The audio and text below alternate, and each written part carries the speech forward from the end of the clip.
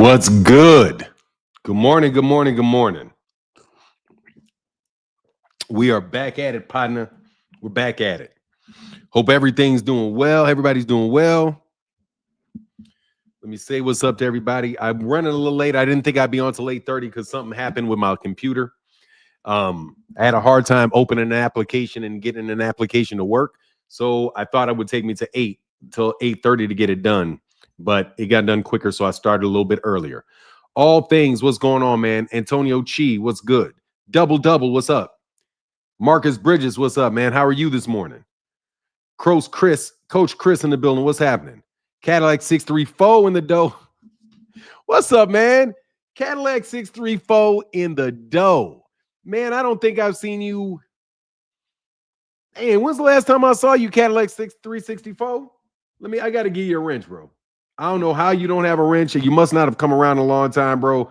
I think Cadillac 364 in the dough used to be around when I used to mess with the LDBC. So let me go and give you that wrench, man. That's Cadillac 364 in the dough. Miss saying that, brother. Miss saying that. One of the downsides of, not towing the line, bro, is that you lose a lot of friends every once in a while. You lose friends, man, in the boxing world, man. So I'm happy to see you 364 in the dough. OG told me, what up, man? Ray Patterson, man, what's going on? What's happening? JC Cowboys Network, what's up, man? My name is not Aki, bro. You on the wrong channel, bro. My name is not Aki.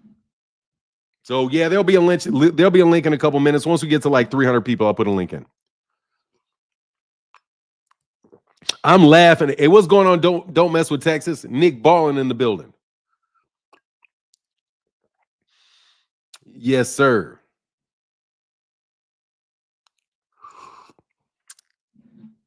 But I'll put a link. The haters will see when Tank's back, Seattle in here. Oh yeah. Oh, bro, they're gonna run out of gas in about a day, bro. They're gonna run out of gas in about a day. Oh, Aki means my brother in Arabic. Oh, okay. Oh, Aki. Is there a link? Oh, okay. Thank you, bro. Is it true about the other overturn? No, they're not going to overturn that shit, man. That's just them boxing writers trying to be dickheads. That's just the boxing writers trying to be boxing advocates. There's nothing to turn over, bro. The referee called it, man. Get the fuck on, bro. When have you ever seen a fight overturn and turn into a no contest because of one call in a fight? They're not overturning that shit, and all you guys are trying to do is be activists and act like I'm working for the betterment of boxing. But you don't want to say shit about Turkey Al-Sheikh. Hey, did you call Dan Rayfield? I like Dan Rayfield too, bro. They don't need to overturn. Man, get out. Anyway, get out, bro. Get out, D35. I don't know who you are, bro. So you can hit the rocks, bro. What up, Jay, sir? No, people don't understand that the knee is the reason for the draw. Honestly, man,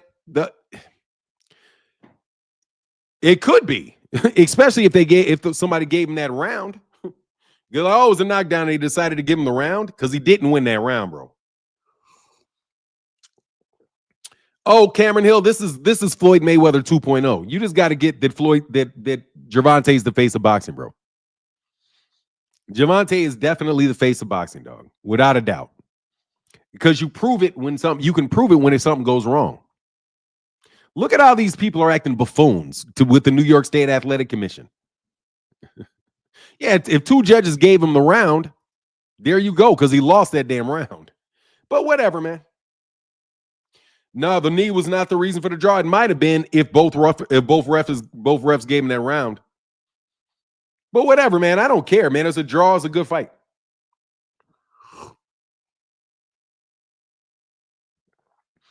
Yeah, but look. Yeah, you take the draw and you run it back. That's all that is, man. Wasting the time with it. Sports commentators like Dan Rayfield I called the New York State Athletic Commission fight.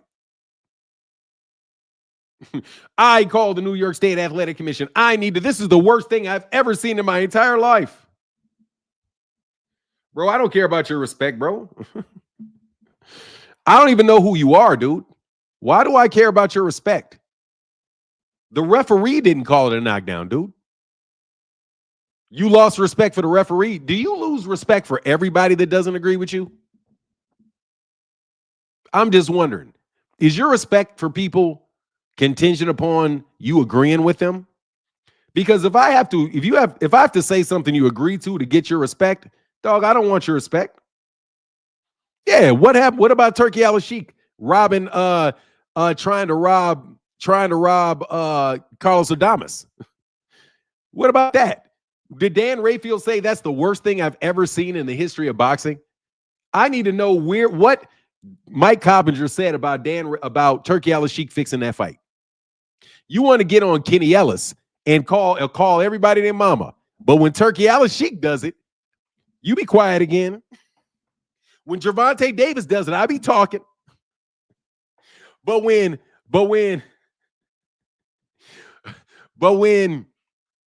Turkey Al-Sheikh do it, I be quiet again. I be quiet again. Come on, Oz in the building. Says, sent you a video of Tia addressing Tank with the N-bomb. Fuck Teofimo Lopez, man. I'm not listening to that buffoon, bro. I can't wait till he gets his ass hurt. Okay? Teofimo Lopez is somebody that, unfortunately, I have to tell you I'm a bad guy. But, dude, you're doing it too much. I want you to get hurt. I'm not going to lie, bro. I hope Teofimo Lopez gets stiffed and is laying on the ground twitching. Like, for real. I hope somebody hits him and he's twitching. Dog, you playing around, bro. Somebody will find you, Tio. Tio, you keep playing around, bro. Somebody's going to find you, bro. Somebody going to find you. You keep playing, bro. Somebody going to find you, dog. You better tuck all that nigga shit in your pants pocket, bro. Eventually, dog, somebody going to come get you for that. And you think people ain't going to come get you? They'll come get you for that, bro. And they may forget it for a while, dog, but they'll come get you, bro. You need to stop that shit, man. No, for real. Teofimo Lopez has done it so much. Yeah, I want the nigga twitching. I'm not lying, bro. I want him on the ground twitching. You know how when they try to get up and their arm locks up and it's like they try to stand up and their body. That's what I want to see from Tio. I want to see Tio hurt like that. Because Tio, you doing too much, bro. You're insulting everybody, man. Stop. I'm not buying your fucking fight, bro. I'm not buying your fight. I'm not supporting you. You definitely fire stream if they charge a penny. Dog, because you got to go, bro. I'm telling you, Tio, you got to go, bro. You are doing way fuck too much. There ain't no way in the world you would get away with doing that shit with Jewish people. If you were saying kike, if you were saying calling these people kikes, and you were sitting there talking about their big nose and their money grubbing, bro, you would never get another fight, you fucking coward. You just want to say it about black folk because you don't think they have the power to do nothing to you about it. And Terrence Crawford, you putting your hand on his shoulder like after all he's doing that shit, you too. You too, Terrence. You had a chance to say something to that dude. You got something big and bad and want to choke everybody out because you can wrestle, you can box, you want to talk shit to niggas' faces. But when somebody's out there calling your people all those names consistently, you say, yeah, we all cool. I ain't got to whoop his ass. Yes, you do. Or you ain't got to say nothing to him at all. Either keep your mouth shut and keep it pushing or do something. Like, for real. You guys letting this man and you putting your hands around him. Okay. Okay. But Tio, nah, Tio. You're doing way too much, bro. You're insulting a lot of people, bro, that ain't got nothing to do with you, dog. Every single time you use that shit, you say, monkey, you're talking to thousands of people listening to you. And all you're trying to do is get them revved up. Bro, we're not paying for your fight. You niggas is fighting in a free. You can say, man, get the fuck out of here. Tio's not prejudiced. I don't give a shit if you keep saying it. What am I supposed to think? I'm supposed to read his mind and, oh, it's just for publicity. Yeah, it's just for publicity. I'm doing it for publicity. I don't really mean it. Well, then if you don't mean it, don't say it.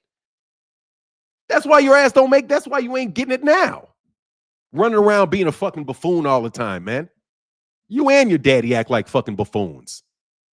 Man, these dudes, Teofimo daddy got on my back, said some shit about me, and I had never said anything but positive stuff about Teofimo Lopez.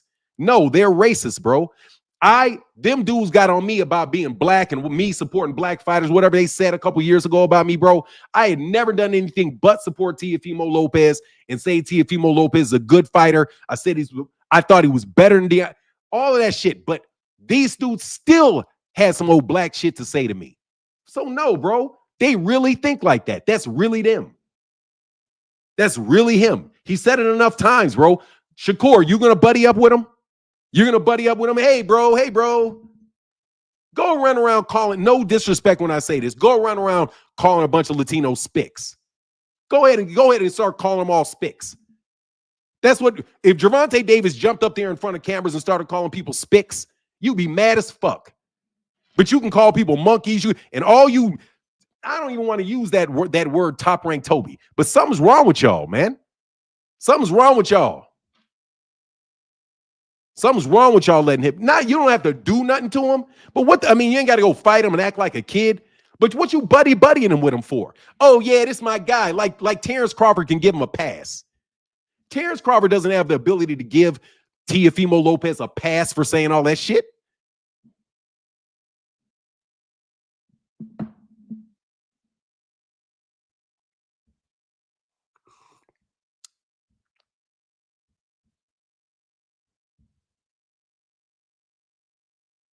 Hell no. If somebody jump on him, they wrong, though. I'm just telling you, bro. You're doing too much, Tio. Cut it out, man. Cut it out. It was cute the first couple times, and you're trying to, but now, dude, you're doing way too much, bro. You're an undercard fighter already, dog. Okay? You're an undercard fighter. Devin is an undercard fighter. You niggas is undercard fighters. So why don't you do something where you can get a fan base that will support you, T.O., so you don't have to fight on so you don't have to keep fighting on people's undercards, bro. Y'all were talking about all the money you made, how you the best things about you niggas is on people's undercards. And by the way, Gervonta Davis doubled the gate for Devin Haney and Ryan Garcia. Doubled the gate. Juan Ramos says, shout out from North Philly, one of the realest boxing channel. Keep doing your thing, bro. I see that shirt. Thank you, man. Shout out to Puerto Rico, bro. Yeah, because Kamala sent me that, man. I mean, Teofimo Lopez is like an obnoxious little brat, bro. You know what I mean? This nigga running around. Do you remember when before he was doing the Kambosos fight and he was lying about how rich he was? You remember that? You remember how Teofimo Lopez was lying about how rich he was? And he gave a tour of this gigantic mansion that he owned.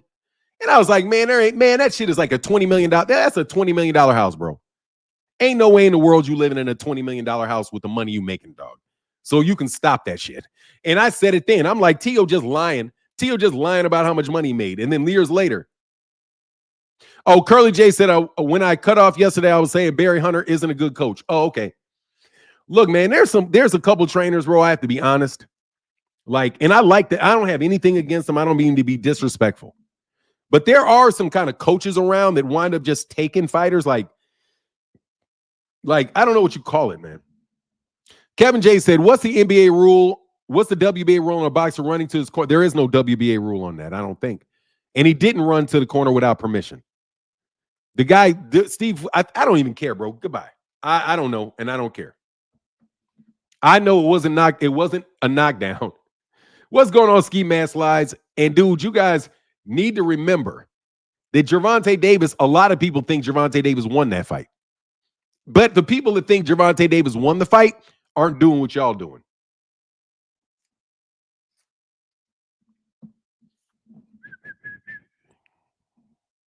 Dude, Kevin J, are you a referee? Kevin J? If you're not a referee, dude, bug off. If you're not a referee, bug off. Steve Willis is, I think he's been, Coach Kenny confirmed what?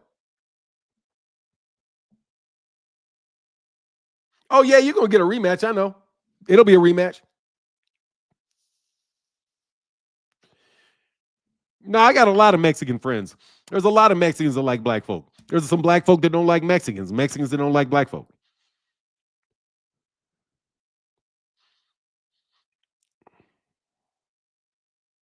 Dude, can you stop me? You're not funny, bro.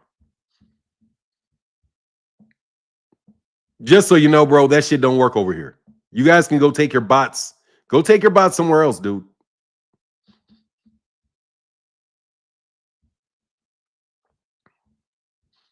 Go bot somebody else, bro. You know what I mean? Yeah, did you see Boots' comments on Tank Roach? Yeah. I think Jerron Ennis had Tank winning the fight. I had Tank winning the fight. A judge had Tank winning the fight. Larry Hazard had Tank winning the fight. Let me repeat. Dog. Firm said a knee is not counted as a knockdown in a boxing. When a boxer intentionally takes a knee to the canvas, not as a result of being hit by a punch, and the referee determines the action was not due to, bro, the dude is a ref, bro, being knocked down, but rather for a reason like adjusting equipment or wiping something from their eyes. This is considered a slip and not a knockdown, even if their knee touches a canvas. Ski Mask Slide said, I had Tank winning by a round. Yeah, there's a lot of people that had Tank winning that fight. What's up, Richard Paris? Boo said Tank won, and there's a lot of Tank hate out there. There is. It's paid hate. It's paid hate. I mean, for me as a YouTube content creator, I would love if you guys would absolutely positively stop watching these propaganda channels. I'm not telling you to stop watching anybody, but for real, man, you guys empower these guys. You empower these guys to lie constantly. Dude, these guys got their whole, I'm telling you, I think their whole stream is fake. I think their whole stream is bots. I really do. I think their whole stream is bots. I've always thought their whole streams were bots. Andy Gill said, what do you think about Shakur saying he is the best boxer on the planet in an interview with Najee? I don't mind him saying with Najee after the fight. I don't mind him saying that. But I will tell you this. Shakur Stevenson didn't beat Gervonta Davis. Shout out to KO Boxing. Shakur Stevenson didn't beat Gervonta Davis. Keyshawn Davis didn't beat Gervonta Davis. Lomachenko didn't beat Gervonta Davis. Devin Haney didn't beat Gervonta Davis. Ryan Garcia got knocked out by Gervonta Davis. And Lamont Roach didn't beat Gervonta Davis. None of those guys beat Gervonta Davis. One guy got a draw out of it. One guy got a draw. One guy got a draw. One guy got a draw. The idea, and I want to get back on the fact that I like Dan Rayfield. I do. Fight Game, I think it's Fight Game or whatever is his Substack. I subscribe to his Substack, the whole thing. But bro, don't act like this is the worst thing you've ever seen in the sport of boxing, dog. When Turki Al-Sheikh literally lifted his fingers and said 2 rounds. What do you think you guys would say if they had the official scorecard and gave the official scorecard to Gervonta Davis? You guys would say that's the worst cheating you'd ever seen in boxing. Because it's worse. A ref getting a call wrong is nowhere near as severe as a representative of Saudi Arabian government fixing a fight in live time. He fixed the fight in live time the week before, and you all had nothing to say about it. So excuse me, Dan Rayfield and Mike Coppinger, if your outrage falls on deaf ears, because you guys didn't say anything about that. You didn't say anything about Turki Al-Sheikh fixing a fight, but yet you want to get on Steve Willis. You guys like to pick on guys that are easy to pick on. You guys like to pick on people that are easy to pick on. You want to pick on Al Heyman because Al Heyman doesn't talk back to you. You want to jump on Gervonta. You want to jump on Steve Willis, but you don't want to jump. You don't want to jump on Turki Al-Sheikh. You didn't say anything about Turki Al-Sheikh jacking his price up from $0. From $0. Dude, Fahim, you're not a ref, bro. You don't get a vote. You don't want to say anything about him publicizing a fight for $0 and the morning of the fight charging everybody $15 for the fight. You don't want to say anything about the hundreds of millions of dollars that DAZN loses every single year. They lose hundreds of millions of dollars. They might have lost $1 billion. And you guys don't have anything to say about it. All of their fights lose money. And you don't want to say anything about it. Turki Al-Sheikh never even put a fight on in Las Vegas and got put in the Las Vegas Hall of Fame. And you ain't got nothing to say about it. So please excuse me if your outrage over Steve Willis's missed call falls on deaf ears. Okay? If you're going to be outraged every single solitary time. Don't be selective with it. Don't be selective with criticizing people where you don't think you're going to have any pushback. See, when you push back on Steve Willis, you're not going to, if you say that about Steve Willis, you're not going to get any pushback. You say that about Turki, you're going to get major pushback. If you say it about Bob Arum, you're going to get major pushback. That's why Dan Rayfield got tossed out of fights on ESPN and eventually lost his contract with ESPN because he got set up by Eddie Hearn. I watch you media guys. So please give me a break, bro. You guys get upset about things where you know there's no pushback on you for saying it. But if there's a slight bit of chance that you're not going to get an interview, that you won't get a press pass, that you won't get your inside information, then all of a sudden you covered real factual. But when it's somebody that you can beat your chest on and you can stand up big and act outraged, then you go all day. Then you go all day. Then you can talk about it all day. You can talk about what's wrong with boxing. How many videos, Mike Coppinger and Dan Rayfield, did I have to do about Daniel Kinahan before you guys said a word about it? How many videos did I have to do about Daniel Kinahan and have to get calls from Daniel Kinahan's people about it because you wouldn't do it? Because you wouldn't do it. The amount of press coverage of stories that you guys do, that you slant towards the people that give you your information, it's obvious. Anyway, though, 19,250 people were in that arena. And I'm hearing that pay-per-view did over 500,000 pay-per-views. Charting towards 500,000. So wait till the day after tomorrow when they say it did 10 pay-per-views. I can't wait for you guys to hear Rick Glazier say this thing did 10 pay-per-views, 20 pay-per-views. Even though it doubled his own personal record at the Barclays Center. And he doubled what Ryan Garcia and Devin Haney did. Gervonta Davis is the face of boxing, buddy. Even in a draw, the way that you react to it and how you're throwing these fits tell me that he's the face of boxing. Because your reaction to him is so much different than your reaction to everybody else. Yeah, it is. Where was the outrage when Terrence Crawford got dropped? Terrence Crawford took a knee in a fight. He took a knee in a fight against Egis Kalvanakis. That should have been called a knockdown, right? He wound up getting the knockout, but y'all didn't say anything about that. Where was the outrage on that ref? Right? Because you guys are Monday morning quarterbacks. You guys know what all the refs do, but you're not a ref yourself. It's amazing, bro.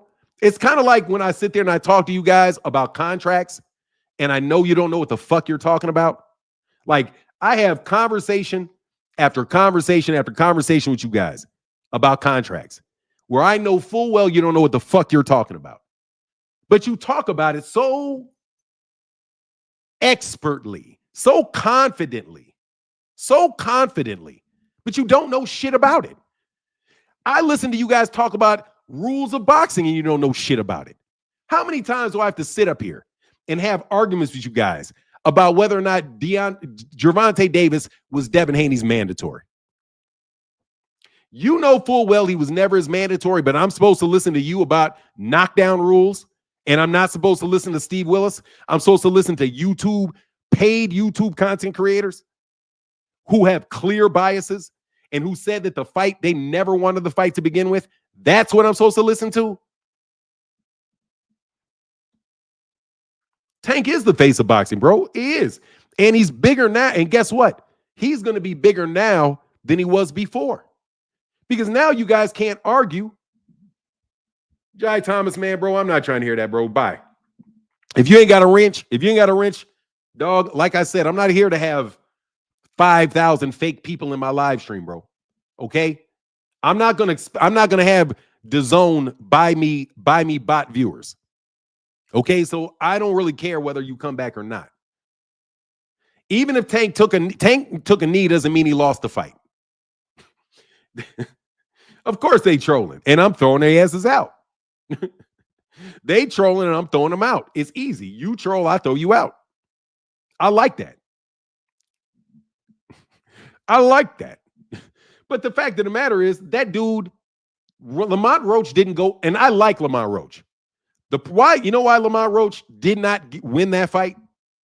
The main reason he didn't win that fight is that he didn't take the fight to Tank. Not for maybe a half a round he took the fight to Tank. Other than that, he sat back and made Tank do all the aggression and just countered off of Tank's aggression. You're not going to win a title like that, bro. You're not going to win a title like that. You have to go beat the guy. You do. Because it's easy if you say something like this, like, I know that the media is going to give me every round and nothing happens in.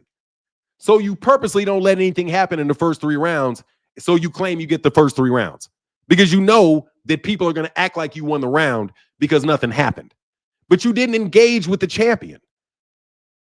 Don't be surprised if they, at the end of the day, they say, no, you didn't do enough to win. Because you were basically just sitting back in the pocket and trying to make Gervonta do all the work, trying to make Gervonta figure out how to make it an exciting fight. And you came home with nothing. And the next fight you do it, you're going to come home with nothing again. I'm telling you.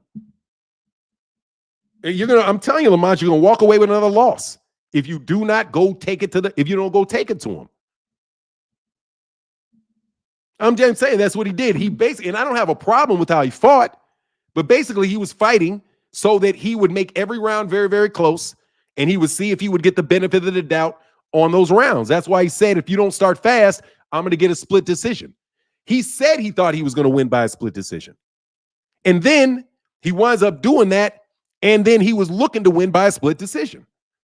That was a tactic that they took into that ring by not bringing any action to Gervonta.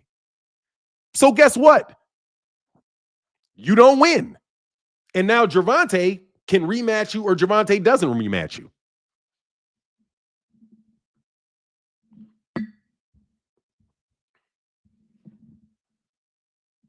You can click the link when it's time to click the link, son. Like I said, bro, you're not a regular. You don't come by my channel, bro. You're just some bot from another channel. And I have enough wrenches where you guys can't do that over here. I will put you out every single solitary time, bro, because you're not here to enjoy the conversation. You're not here to be part of the community. What you're here to do is spread propaganda for them. So you can go to Blue Blood and spread your propaganda. You can go into other channels and spread your propaganda. There's plenty of places for you to do that where it's warm and it's accepting. But over here, you can beat it, brother. You can beat it. Because Gervonta Davis has never been treated fairly by any of y'all. If you would have knocked him out of the second fight, it would have been a cherry pick and a waste of time, a horrible fight. If you would have won the fight in a close fight, it would have been a robbery. If it's a draw, it's a robbery. You know what I mean? If he had lost the fight in a close fight, he was totally exposed. I already know everything that you're going to say before you say it. Because the people that write your scripts are not very good. The people that sell your scripts are not very good. We know exactly what you're going to say before you say it. You guys said you didn't want to see the fight at all.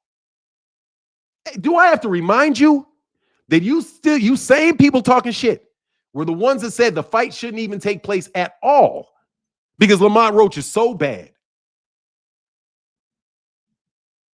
That's what you said. And I want to know why. Were you wrong? Were you wrong when you said Lamont Roach that Gervonta Davis shouldn't fight at 135 anymore, big bug-eyed ass Negro? You know what I'm saying? But I'm serious, man. Sitting as a content creator, bro. That's why I speak highly of Knockout Boxing. I speak highly of 2 Cent. I speak highly of Fight Hype. I speak highly of a lot of other content creators. I do. I put on content creators. I do. I'm not somebody trying to be selfish and think I never act like I'm the best. I do this. I'm better. I don't do that. I don't do that shit.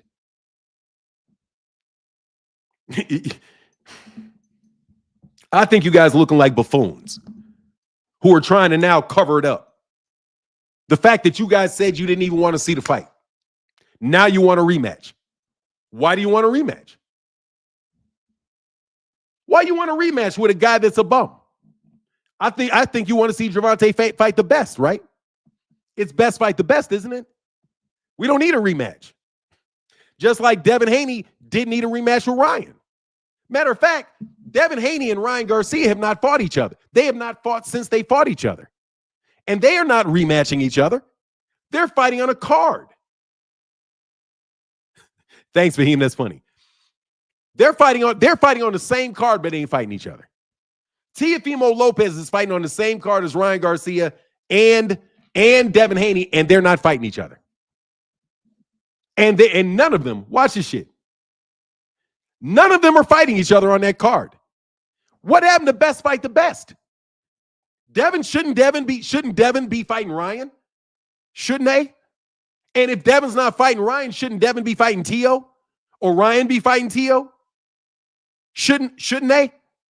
Aren't they all on that fight card and none of them fighting each other? None of them fighting each other. None of them. All of them are fighting guys that lost. All of them are fighting guys over the hill.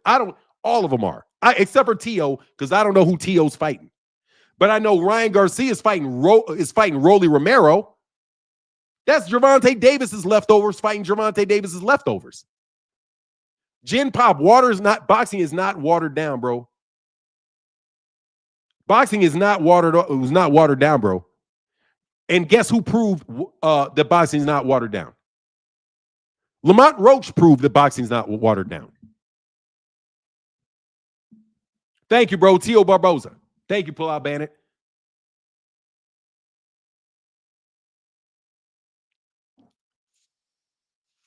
Yeah. See, the thing is that Lamont, and shout out to Lamont Roach, bro. Shout out to Lamont Roach. The thing that Lamont Roach proved is that boxing is not thin. There's a lot of really good American fighters that you don't want to see fight because you got your head up the ass of some British bums. Let me repeat that. There's plenty of talent in the United States. Plenty of excellent fighters. Plenty of excellent fighters. But you got your head up the ass of some British promoters. And you spend half your time talking about bum-ass British fighters. And and I do like Bivol and I do like Beterbiev. But you guys are acting like that's the greatest fight of the century. Arthur Beterbiev and Dmitry Bivol? Fahim, did you hear what Roach said about your boy, the Buckeye nigga? Hell yeah. Bro, let me tell you, man, ain't no jokes, bro. Ain't no jokes, bro. These guys are bought and paid for, dog. Okay? They're not real commenters, man. You might as well be listening to CNN. If you ever listen to my dad lives with me now, or my dad and mom moved in with us because they're in their 80s. So, they didn't want to have to go to assisted living and things because they were getting, because they're getting closer to their 90s. So they moved in with us and they have a whole floor, real nice area for them and everything.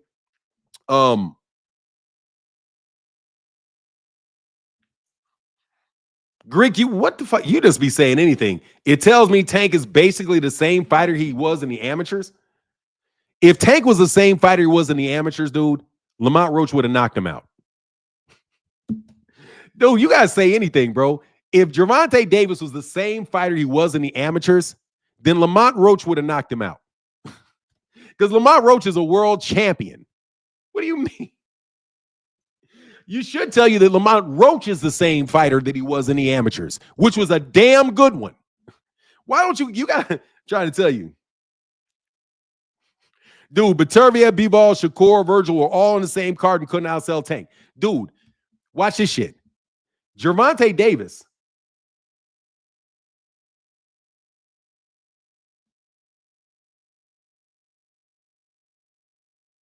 Damn, I forgot what I was going to say because somebody made a really good comment.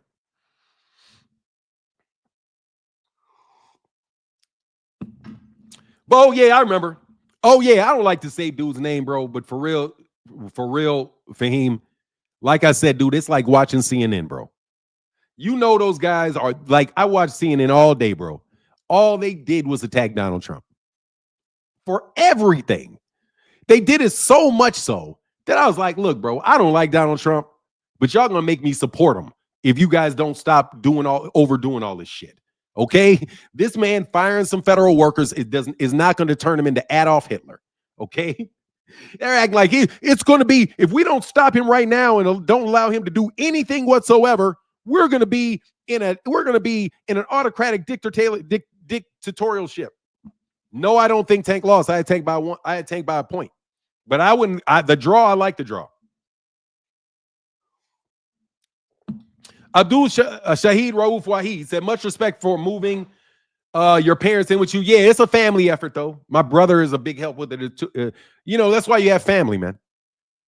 That's why I'm telling you, people talk about generational wealth. Generational wealth is what you do with your children. Okay, thank you. Phenomenal show. Thank you, Fi.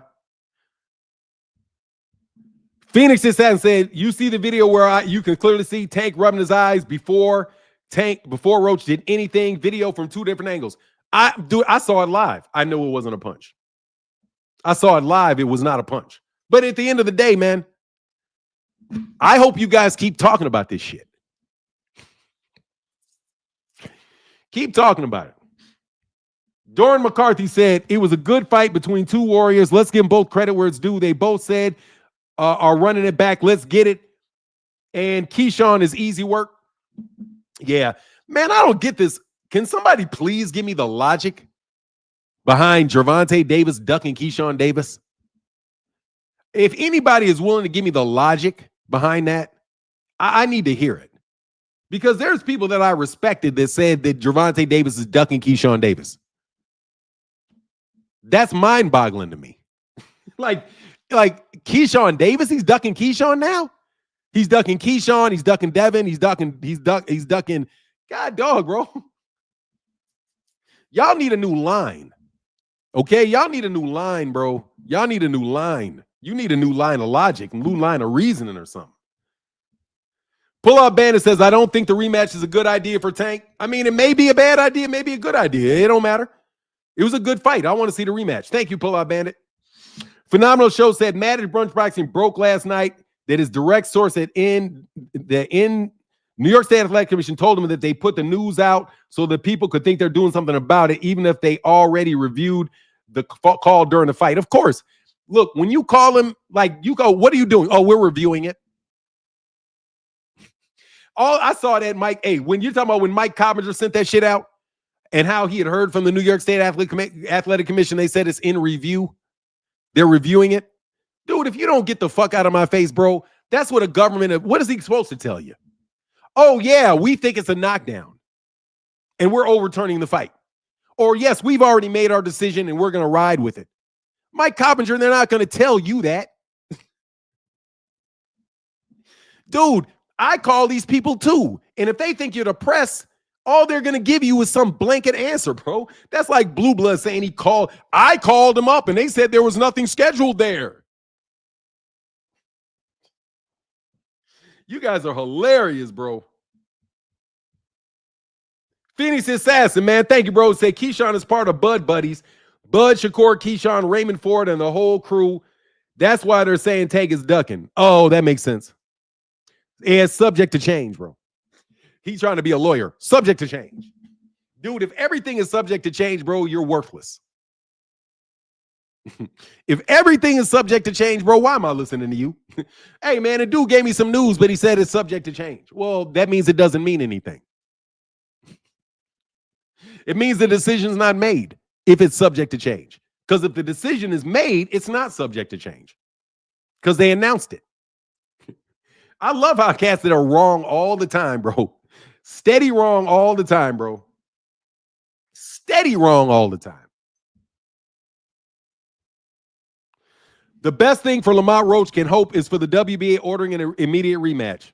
Bro, the WBA ain't going to order no rematch or immediate rematch. Unless somebody pays them off. Yes, this is a vape. It's Mike Tyson vape. It's a Mike Tyson vape.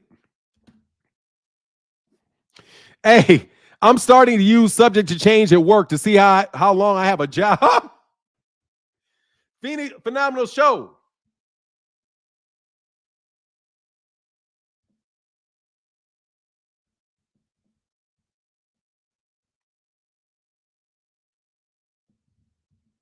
New York State Athletic Commission said that they were considering overturning the fight. They never said they were considering overturning the fight. They said they were reviewing technical issues so it won't happen again. They lied about that because the New York State Athletic reviewed it 10 seconds after the call was made and agreed with it. And the funny thing is, Dan Rayfield said that. Phenomenal show. Dan, I like you a lot, Dan. I do. I respect your work a lot, bro. I really do. But dog, you said that the replay official confirmed it. They later said that they weren't able to confirm it because there were technical issues. So Dan Rayfield, which one was it? Because Dan Rayfield said in a tweet that it was upheld by instant replay. That's what Dan Rayfield said. But then a day later, the New York State Athletic Commission said they weren't able to review it because they had a malfunction with the automatic replay. So which one was it, Dan? Did they approve it, or were they unable to review it? Because guess what? If they were unable to, if they reviewed it and approved it, it's a done issue. If they weren't able to review it because of a technical issue, guess what? It's a done issue because that moment is gone. They weren't able to review it. That was their opportunity to review it. They didn't have what they needed in place to review it at the moment. They're not going to go back and change the outcome of a round. Please let me know when a fight was overturned because of the outcome of a round. Because the outcome of a round. I don't agree with the score in that round. It should have been a 10-8 round. Do you know there's been knockdowns in fights and they didn't give a 10-8 round? When Gervonta Davis knocked down Ryan Garcia still won that round on cards. So you don't even know really what the score of the fight the score of the round would have been if there wasn't that knockdown. The knee, rather. You call it a knockdown.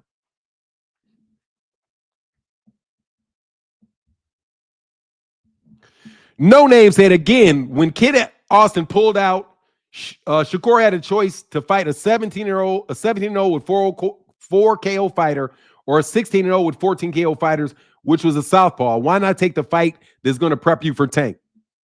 Because he wants a fight. Because he was probably giving the opponent. No Name. I don't mind, dude. I'm not on a Shakur bashing campaign.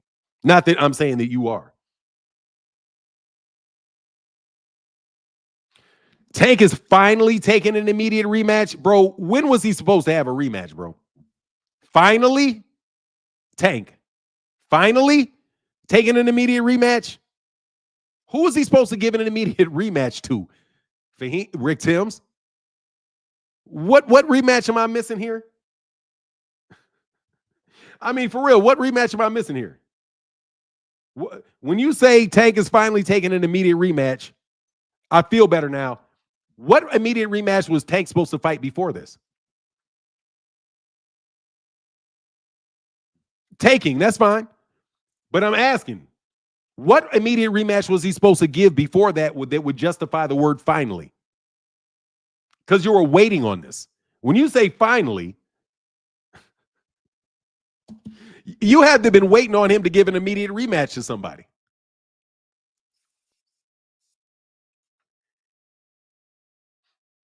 I think no.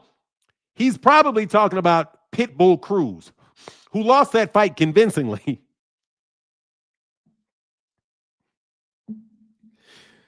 I don't know who was supposed to fight next. That's my question. Who was he exactly? Who was this rematch supposed to be with?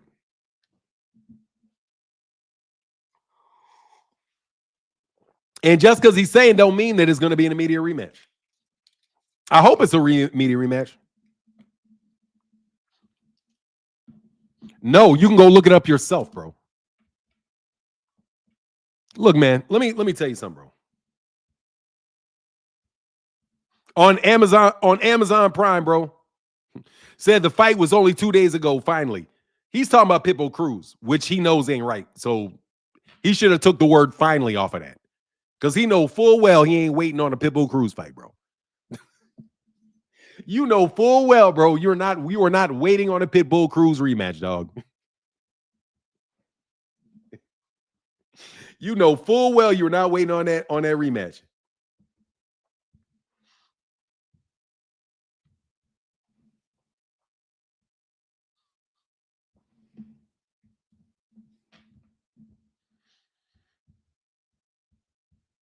Here you go, Rick.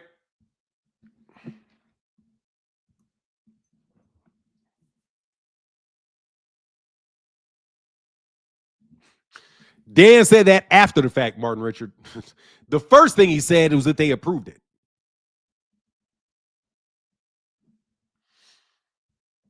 For real.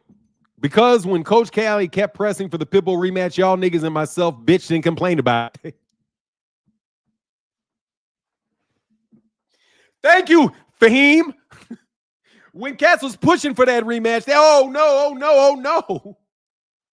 He doesn't deserve it. Pitbull Cruz, that's terrible. I remember that, man.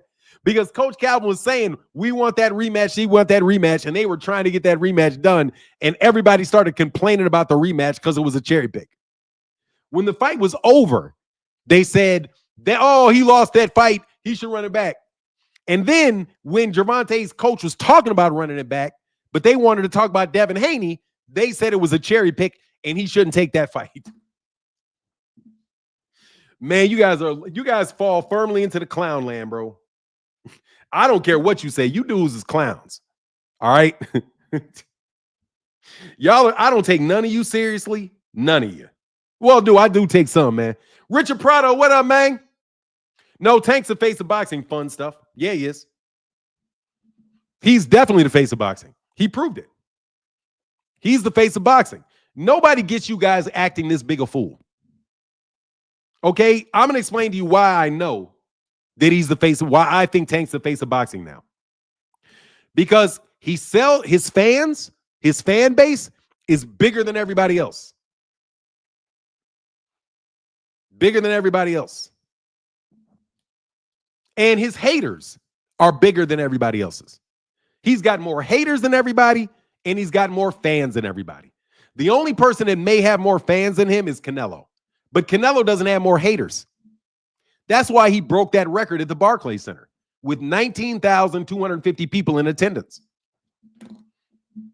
And he's going to wind up the winner for this because now you can't keep claiming he needs to go. When's he moving up to 140? When's he moving up to 140? When's he going to 147? We want to see Tank and Terrence Crawford.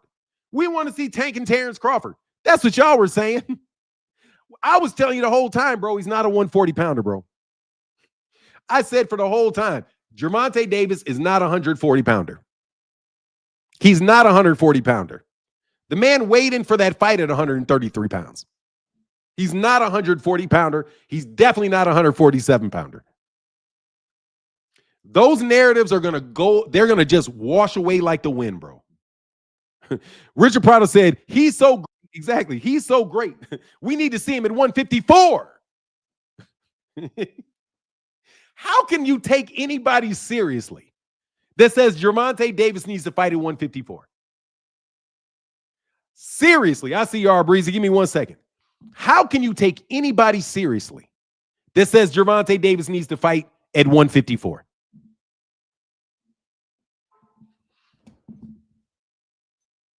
How? How can you take seriously people that said there was no demand for this fight? That's what they said. There's no demand for this fight. Oh, Breezy, what up, man? What's going on, Fanon? I'm good, brother. How are you? I'm just coming up here because the OG Rick Timms. Now, I want to say this to the OG Rick Timms, man. You one of my favorite OGs, bro. I wasn't coming at you, Rick Timms. The dude had made a super chat to Hey, Fanon. Rick's right here. Yeah, he had made a Rick. He made a super Yeah, chat to yeah. Hey, Fanon, man, and he was that was the first like, thing I was yeah, about to say, Breezy.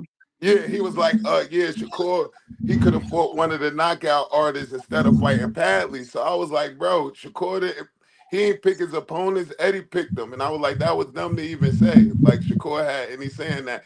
And I know you and Fanon was having a little back and forth at that time, so it probably got confused. I Yeah. rock with you, Rick. You my dog, you feel me? Yeah, hey, man, super apologize about that, Breezy. Yeah, All right. it was totally a misunderstanding, man. Yeah, you're right, That's man. My all, bad man. about It's all that. respect, my boy. That's all I wanted to say. Yeah, it's all love, man. All right, Good Breezy. All right, Get back. Fanon. All right, Rick. All right, for sure. What up, Hey, Rick? so look, man. Right. See what I had mentioned earlier when I said Tank finally is talking rematch. What I meant was initially he wasn't saying rematch immediately with Roach. I'm not talking about Pitbull. I ain't want to see Pitbull from the jump. I damn sure never wanted to see a Pitbull rematch. So All right. initially Tank was, he initially said, yeah, we can do the rematch. And then he also said, I don't know, bro, probably not this year. Yeah, but but hold on. He wasn't talking about. He was talking about the fact that they already had another fight planned. They already had something else. So yeah, I definitely want to do it. We definitely need to run it back. It may not happen next, but then that's why I think he said he's pushing for it. Because, dude, he can't. Yeah. And I always maintain this, bro. These fighters themselves individually, they still need their network. They still need everybody to set that shit up along with them. So yeah. So I hope we see the rematch. Right. Then he kind of changed course later on in the evening yesterday when him and Roach was tweeting back and forth, and they got a little heated. And he was like, you know what? Say no more. I'm talking immediate rematch late May, and that's what I've been waiting on. That's what I've been. Yeah, that's immediate rematch. I don't care who he got lined up. Hey, Al Heyman, let's pay some side money. I need to see Lamont Roach immediately. 90 days, 60 days. He got to see me. And he wasn't speaking that way initially, but now it sounds like he kind of talking that way. So Tank is on the clock with me, Martin, people in the chat. It's time to put up a shut up because this draw, all the negativity, the doubt, the disbelief, the criticism, all that should be motivating that dude right now. If he really that guy, rematch Roach immediately and put Roach in the dirt. So you can quell all this Dev, Shakur hatred that's coming. And a lot of it, some of it is warranted, but Tank is still my top guy after Bud.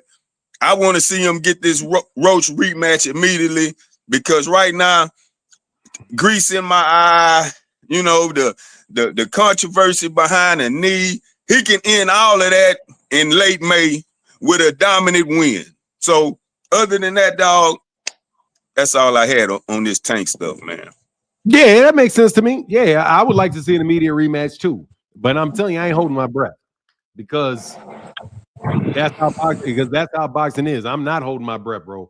And let me tell you why I'm not holding my breath. Let me tell you why I'm not holding my breath. I'm not holding my breath because of Lamont Roach. I'm not holding my breath because of Lamont Roach, bro. Because Lamont Roach, right after that fight, said he was already talking to Shakur about making the fight. So what I'm waiting to see is once these dudes make an offer to Lamont Roach to try to get Lamont Roach out of that, then we're gonna see what's gonna happen, bro. Because these dudes will pay money to try to block fights from rematches and stuff from happening, especially if there's a fight that is gonna make that much money. Because they did that's just the rematch gonna do like 650,000, 700,000 pay-per-views. The rematch. The gate's gonna do another. If they go there, it's still gonna do another 19,000 people in Brooklyn, in the Barclays Center. And if they go to Vegas, they may get a $15-20 million gate out of Vegas. The thing that makes me nervous is the way that I see the politics in boxing going, and how as soon as Gervonta Davis started talking about fighting Shakur, how quick they came and offered Shakur a big bag and took him somewhere else. So we'll see whether or not, and I mean it. Like, there's no reason for me to say that Lamont Roach is going to do it. And I'm not judging it, saying this based off Lamont Roach's personality or anything that he said, other than they were already discussing fighting Shakur Stevenson. So I wouldn't be surprised at all if Turkey Al-Sheikh or somebody try to drop a bunch of money on Lamont Roach and try to convince Lamont Roach to go fight somebody else. And then they're going to spread it. They'll spread the narrative that Gervonta Davis was the one that ducked. So when I'm looking at this rematch, knowing all the shenanigans that are going on in boxing, I'm not holding my breath. I hope that it happens, but it's going to be both on Gervonta to take that fight and Lamont Roach to take fair money for the rematch. Because if Lamont Roach gets a bigger bag to go somewhere else, and Lamont Roach winds up fighting Shakur Stevenson, dude, people do that shit. Tyson Fury did it. Tyson Fury got that draw. Hold on, look what Tyson Fury did. As soon as Tyson Fury, who was not a big name, got a draw against Gervonta Davis, ESPN and them dudes jumped in with Daniel Kinahan, dropped a bunch of money on him, and moved him to ESPN for 2 fights so that they could sell the rematch on their channel for two full fights for Tyson Fury. So I'm looking at the whole thing like, yeah, it's not going to be all up to Gervonta whether or not they have that rematch or not. And if you wind up seeing Lamont Roach get a big payday, and he says, no, I'm going to take this big payday because I couldn't get as good a deal with the money with Gervonta, don't be surprised if the fight don't go right. Because these dudes invest the money, they invest money, and they're willing to lose money on a lot of things. And I'm telling you, looking at how they operate, their next move is to try to get Lamont Roach and try to get Lamont Roach to fight Shakur, or try to get Lamont Roach to fight T.O., so that they can then have that fight and claim, oh, they beat Lamont Roach. Now they're really the man because Gervonta Davis ducked them. I'm telling you, that's the concoction. That's the concoction that these dudes will do when they sit in a room and they try to figure out what they're going to do with DAZN or what they're going to do with Rehab. Lamont Roach right now, more than likely, is going to get offers from Turkey Al-Sheikh, from Eddie Hearn, and from anybody else that can get him to go to them, so that they can match Lamont Roach with their fighter and then try to build the case that their fighter is really better than Tank. And people do that shit. So I'm telling you, I'm not going to be like, oh, yeah, if it's not a rematch, immediate rematch, that means Gervonta ducked. It doesn't, because you don't know what Lamont Roach is going to do when he has to ask for more money. Because for sure, Lamont Roach is going to want more money in the rematch than he got in the first one. So the question is Turkey Al-Sheikh going to try to pay him so much money that the rematch doesn't take place, and then try to drop on Gervonta that he was the reason that fight didn't take place?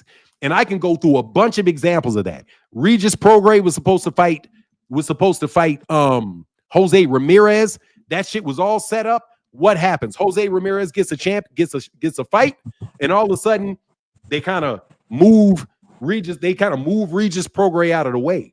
So no, I think that this more than likely is going to be an attempt to capitalize on Gervonta Davis by making an offer to Lamont Roach, just like an offer has been made to any and everybody that just opposes themselves to Gervonta Davis. So no, as far as the rematch goes, that's why I say it's not just up to Gervonta, because again, it wasn't up to, because the rematch clause was exercised by Deontay Wilder with Tyson Fury, and Tyson Fury didn't take it. Tyson Fury took his moral victory, got a big payday, and then when the time was right, then he came back and fought Gervonta Davis again. So, that's why I don't like all this ducking talk all the time, because you just assume if the fight doesn't happen and Gervonta Davis is the biggest draw, okay, he must have been the reason it didn't happen. You know what I'm saying? Hey, man. So, right. Hey, dog. That shit. Money talk at the end of the day. And it really sucks because, in the perfect world, Tank clearly the cash cow in this whole equation, and in a perfect world, a rematch with Tank would be far more lucrative than what anybody else would be able to offer. But this Turkey guy, and you just spit it out, if he want to drastically overpay Roach to come over here for secure something that he is clearly not worth, I mean, what can we say? I mean, Tank can say, hey, I want the rematch all I want, but if Turkey and them come in and offer Roach $10 million or more, watch this. I'll give you a three fight, $60 million deal. I give you because they're willing to lose money. Because they say, okay, well, no worries, we'll burn another $80 million to block the fight. Wow. You're like, dude, man, that's how these people think. That's how they think. I'm telling you, if Gervonta Davis fights Lamont Roach again, that shit can be a trilogy. And that could be a trilogy of over 600,000, 700,000, 800,000 pay-per-views each time it happens with $15, $20 million gates, bro. The fact of the matter is, financially, nothing better could have happened to Gervonta Davis financially than this. Because now you can't claim he needs to go to 140, he needs to go to 147. The moron that said he needed to go to 154. Like, at least all those. Who said that? Man, I don't say that dude's name. Some dude with big bug eyes that's completely paid off. They said Gervonta Davis that he's so great that he shouldn't even be fighting at 135 or 140. He can beat everybody at 147. He's so fantastic. We need to see what he can do with Terrence Crawford at 154. Man, you got women in the chat watching right now that's taller than and bigger than Tank. You know, Tank a little bitty dude. Bro, Tank is little, man. But that's all I can say about that shit, because it's completely bought and paid for, man. That shit is a complete DAZN production. And they fired, and guess who they fired? They fired Akin Barak. They fired Akin Barak. I don't even think is Akin Barak with DAZN anymore. I don't think they are. I don't know. No, they got rid of Akin Barak. They got rid of Akin Barak and brought on YouTube channels, exclusive YouTube channels that are nothing but paid shills. They will say anything, man. Anything. Oh, they like Roland Martin in boxing.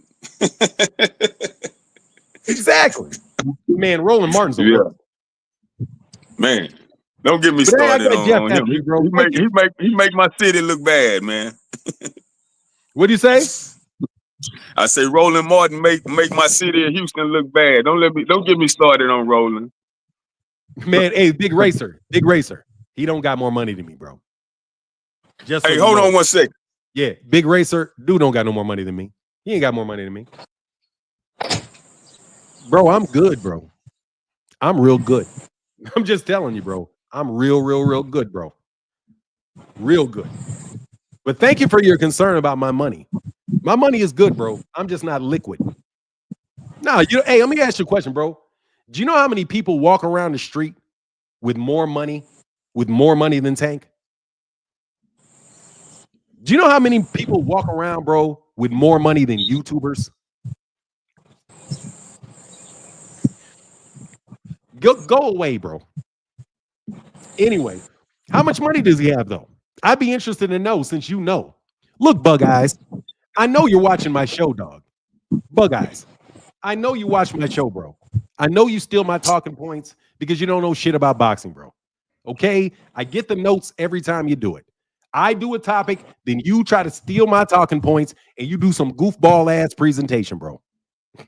Who that? Bug Eyes. Bug Eyes. Oh, okay. Wow. Yeah, because my wife is rich. I do live off my wife. Thank you very much. This man said I live off my wife. Hell yeah, I live off my wife, bro. Do he have a wife? Hell yeah. You got a dime piece paying your bills? I want to know. You got a dime piece paying your bills? I do.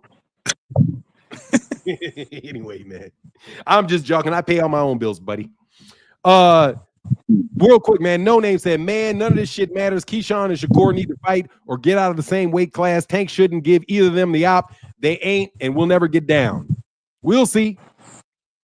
Yeah, we will see. Yes, sir. Hey, if Roach don't work out, hey, I still want Tank and Shakir. Hell, I still want Tank and Devin at 140 and no rehydration.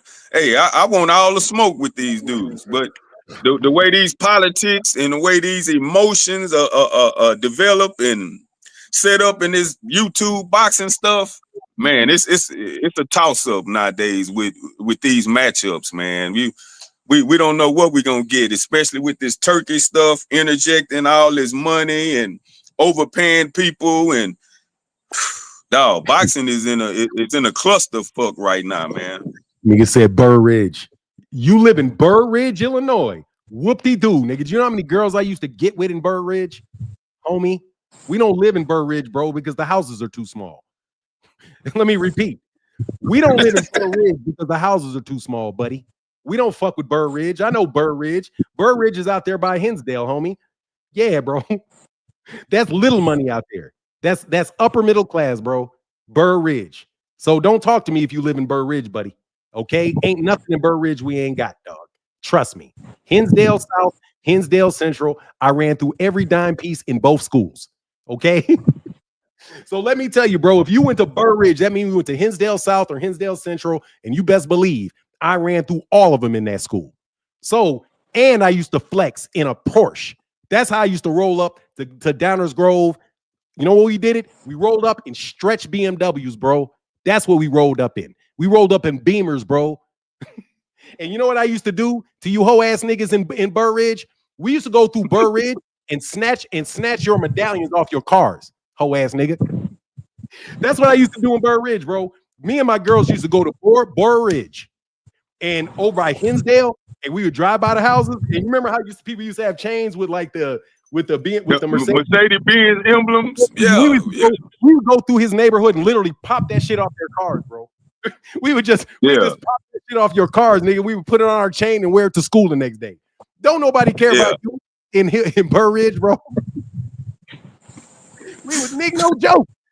Bro, these niggas in Burr Ridge, dude, these cats in Burr Ridge was so weak, bro. They were so weak that me and my boys used to go sit out in front of their school, snatch all their time, and these niggas used to have to walk off like some gumps. We would roll up there like 15 dudes and just be sitting in front of their fucking schools. So don't act like you niggas was pussy where you from, okay? You pussy where you from. I'm serious, man. They pussy where you from. So you from Burr Ridge, that means you pussy. That's what you are. Man, you speaking a different language to these people. When we talking about them late 80s, early 90s, man, that's a whole different language to some of these people, man. It's crazy. Bro. Dude, we supported the sheriff for that county, bro. You better believe, bro, that you guys got nothing coming, bro. He said Burr Ridge is nothing to brag about. Exactly. You live in Burr Ridge, nigga. Burr Ridge. If you would have said you lived in Oak Brook or something, I'd have been like, okay, you live in Oak Brook. Oak Brook is where they got like $15 million house after $15 million house after. I mean, it's just rows in them shits. But anyway, man, I'm sorry, bro. This is not Fernandez. He said, Burr Ridge, is that like a suburb of Chicago? Burr Ridge, yeah. Burr Ridge is a suburb of Chicago. It's out west. It's like out 55. Oh, okay. It's like, it's basically, it's like a, it's a fairly wealthy community. It's a fairly wealthy community, but the type of dudes that don't don't got money like that, but they got money, but they don't got money like that. So they're, you know what I mean? They don't have money like that. You go to Oak Brook, they got money like that. Where we live, which is what they call the Gold Coast. So like where we live, the last place we lived was in literally right on Michigan Avenue, right off on Randolph. So that's what you call the Gold Coast. We lived on the Gold Coast. This dude live out in the fucking suburbs, bro. So beat it, nigga. Anyway, let's talk. Keep going, bro. I'm sorry, man. Niggas with no money want to always talk, bro. Yeah, man. Hey, dog. I can't. imagine the level of pettiness that you have to endure with these random people in these chats. You know, they can say what they want to say. They don't have their pictures up.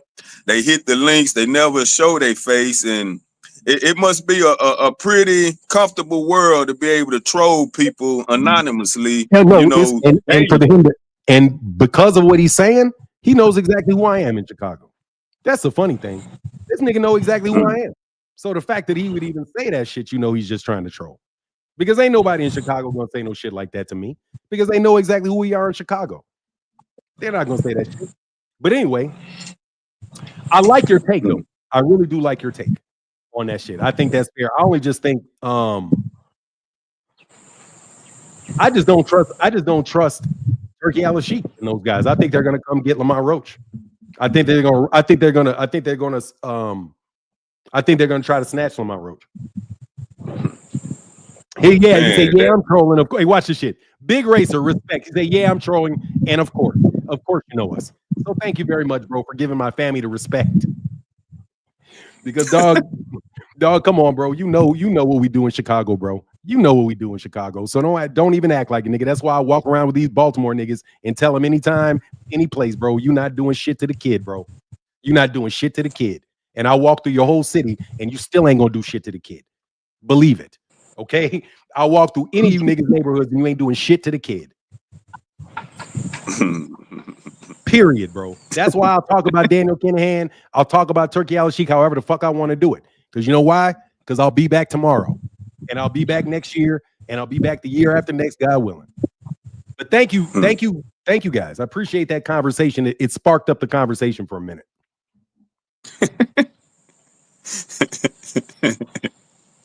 That's all good, man. That's all good. Hey, respect, big racer. I appreciate that, Big Racer. Thank you, bro. I appreciate that, man. Yes, sir. Baltimore, nah, man. We got people everywhere, bro. I'm gang affiliated, bro. We got people everywhere, bro. So we got people everywhere. So I'm cool, bro. I'm telling you, I feel very, very cool wherever I go. I don't have a lot of problem. I ain't got to check in. I ain't got to do none of that shit. But except for in Houston, bro, because if I go around you, I'm gonna make sure I check in Houston. I'm gonna call Rick Timms. I'm gonna say, Rick, I'm coming through Houston, bro. I don't need no trouble, dog. I'll be out there by the turkey head. I don't need no sweater. We good? And Rick will say, yeah, we good, man. I'll meet you over there. Hey man, everybody come to H-Town. Just hit me up, man. I'm the plug for real. Just holler at me. I know. That's why I say I'll check in with Rick. I know who I'm talking to. Just so you know, I know who I'm talking to. So I'll make sure I check in with you, bro, before I come to your city, big man. It's all gravy, dog. Yes, sir. Man. Let me get to the next one.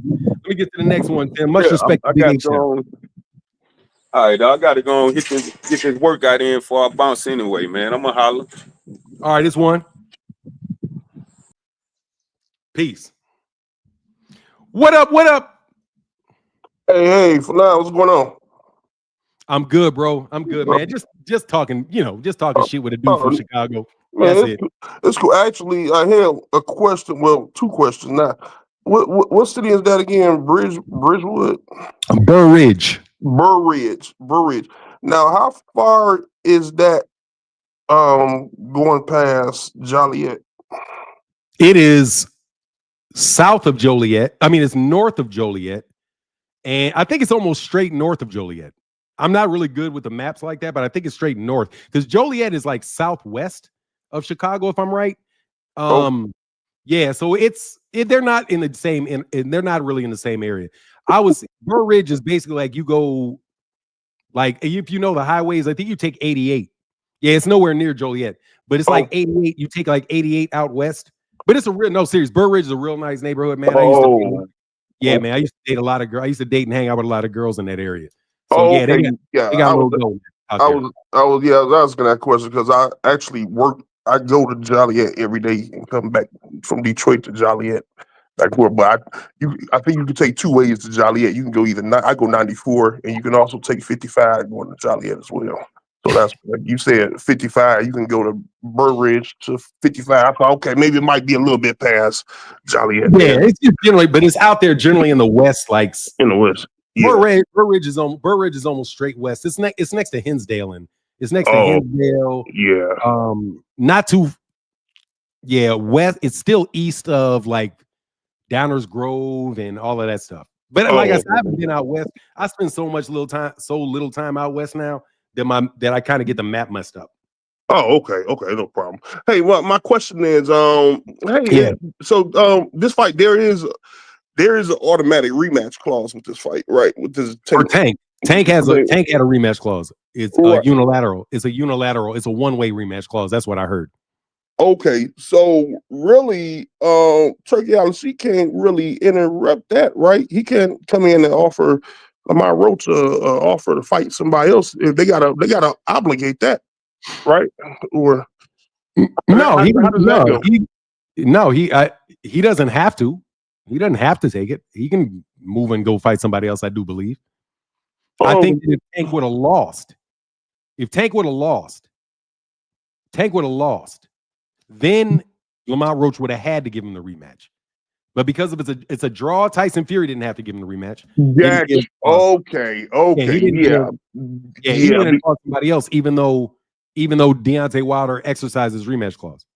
Right, and that makes sense because I'm going off of Lamont Roach and Tank was tweeting back and forth yesterday, and Lamont Roach saying, "Man, what do you mean, man? I already signed the rematch clause just in case you lost."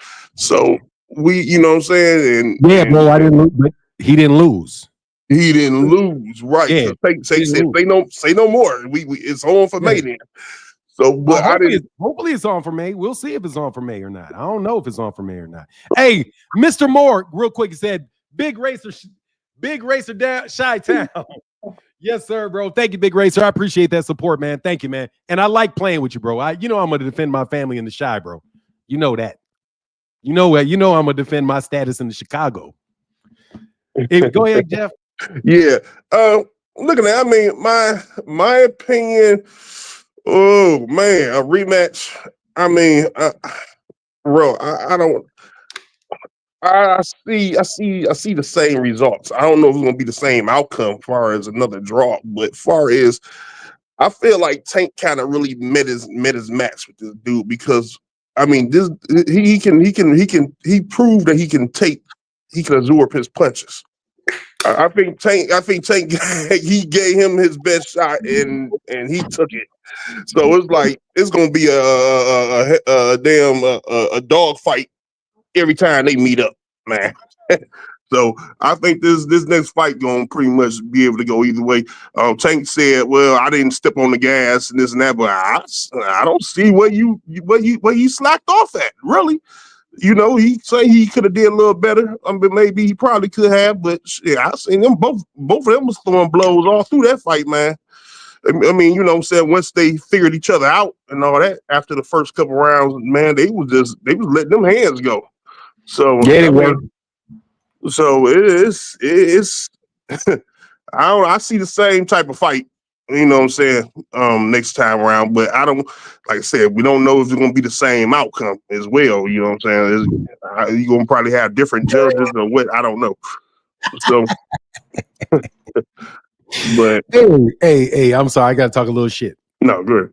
You mind just a little second of shit? Go ahead, first of all, I saw the clip on Instagram Threads with Tank yelling at Kevin, listen to me, get the grease out of my eyes, but he should still know better than taking that knee.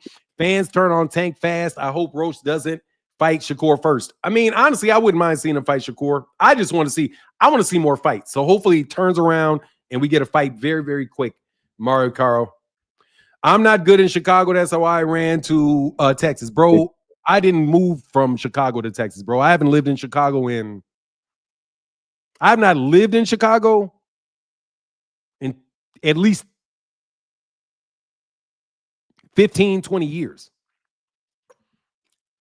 And I'm still good in Chi. Thank you very much. Yes, sir. So what was the rest of your point? I'm sorry, man. That's I just as far as with the rematch, man. I don't know. I mean, Tank say he could do better. I mean, I'm not doubting that or whatever. But my whole thing with fighters that saying, okay, who He didn't lose, but I'm talking about fighters when doing the rematch saying, "Oh, I could have did something better." He probably could have, but I just I don't know. I just see. I think he kind of like he's met his match with this one, and I think he's really playing with fire too. You already got a draw on your record. You don't want to draw and a loss now, but I mean, you gotta rematch that. I mean, you know what I'm saying? Your pride is in the way with this right now. You know what I'm saying? So it's gonna be may the best man win. I don't see nobody getting knocked out the second time neither. Maybe it could be a knockdown, but I don't know about nobody getting knocked out. So it's gonna be a good match, man. I hope it is in May. I hope it is in the near future, man. I hope it's not next year, nothing like that. Because if it's next year, they might as well go ahead and fight somebody else. Uh, you know, and then come back to each other after that. I'm not against that neither. Seeing them fight somebody else and then come back, But Lamont Roach said he want to go back down a weight class and fight a couple people. So I don't know, but yes, sir. that's all I had, man. And I'll tell you right now, the grease in my eyes not gonna work. I don't know if it really happened or what, but that grease got in my eyes not gonna work the next time around. Yeah, that hair grease shit is that's a serious fight, man. You got to be together on that, man. Yeah, you got to. Yeah, you got to. All right, that's all I wanted, man. All right, Jeff, man. Always good to talk to you, brother. All right, yep, you too. All right. Yes.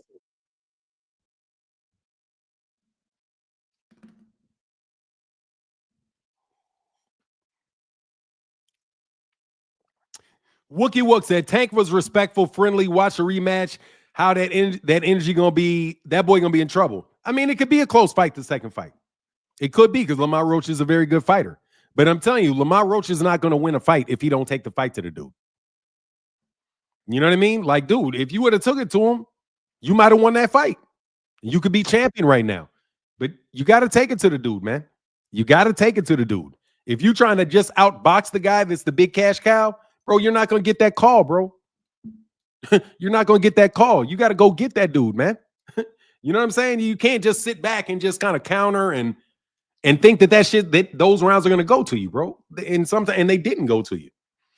Anton Ziegler, how can I help you? Hey, what's up, Fanon?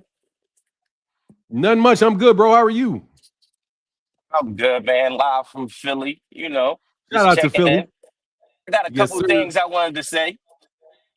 For sure. So, Tank, to me, I felt like he played with his food that night. I felt like it was a lot of distractions coming from the corner. Uh, three different people talking in his ear. His eye situation and all of that. But when I go back and watch the fight, and when you even look at the CompuBox numbers, Tank landed way more power punches by a good percentage.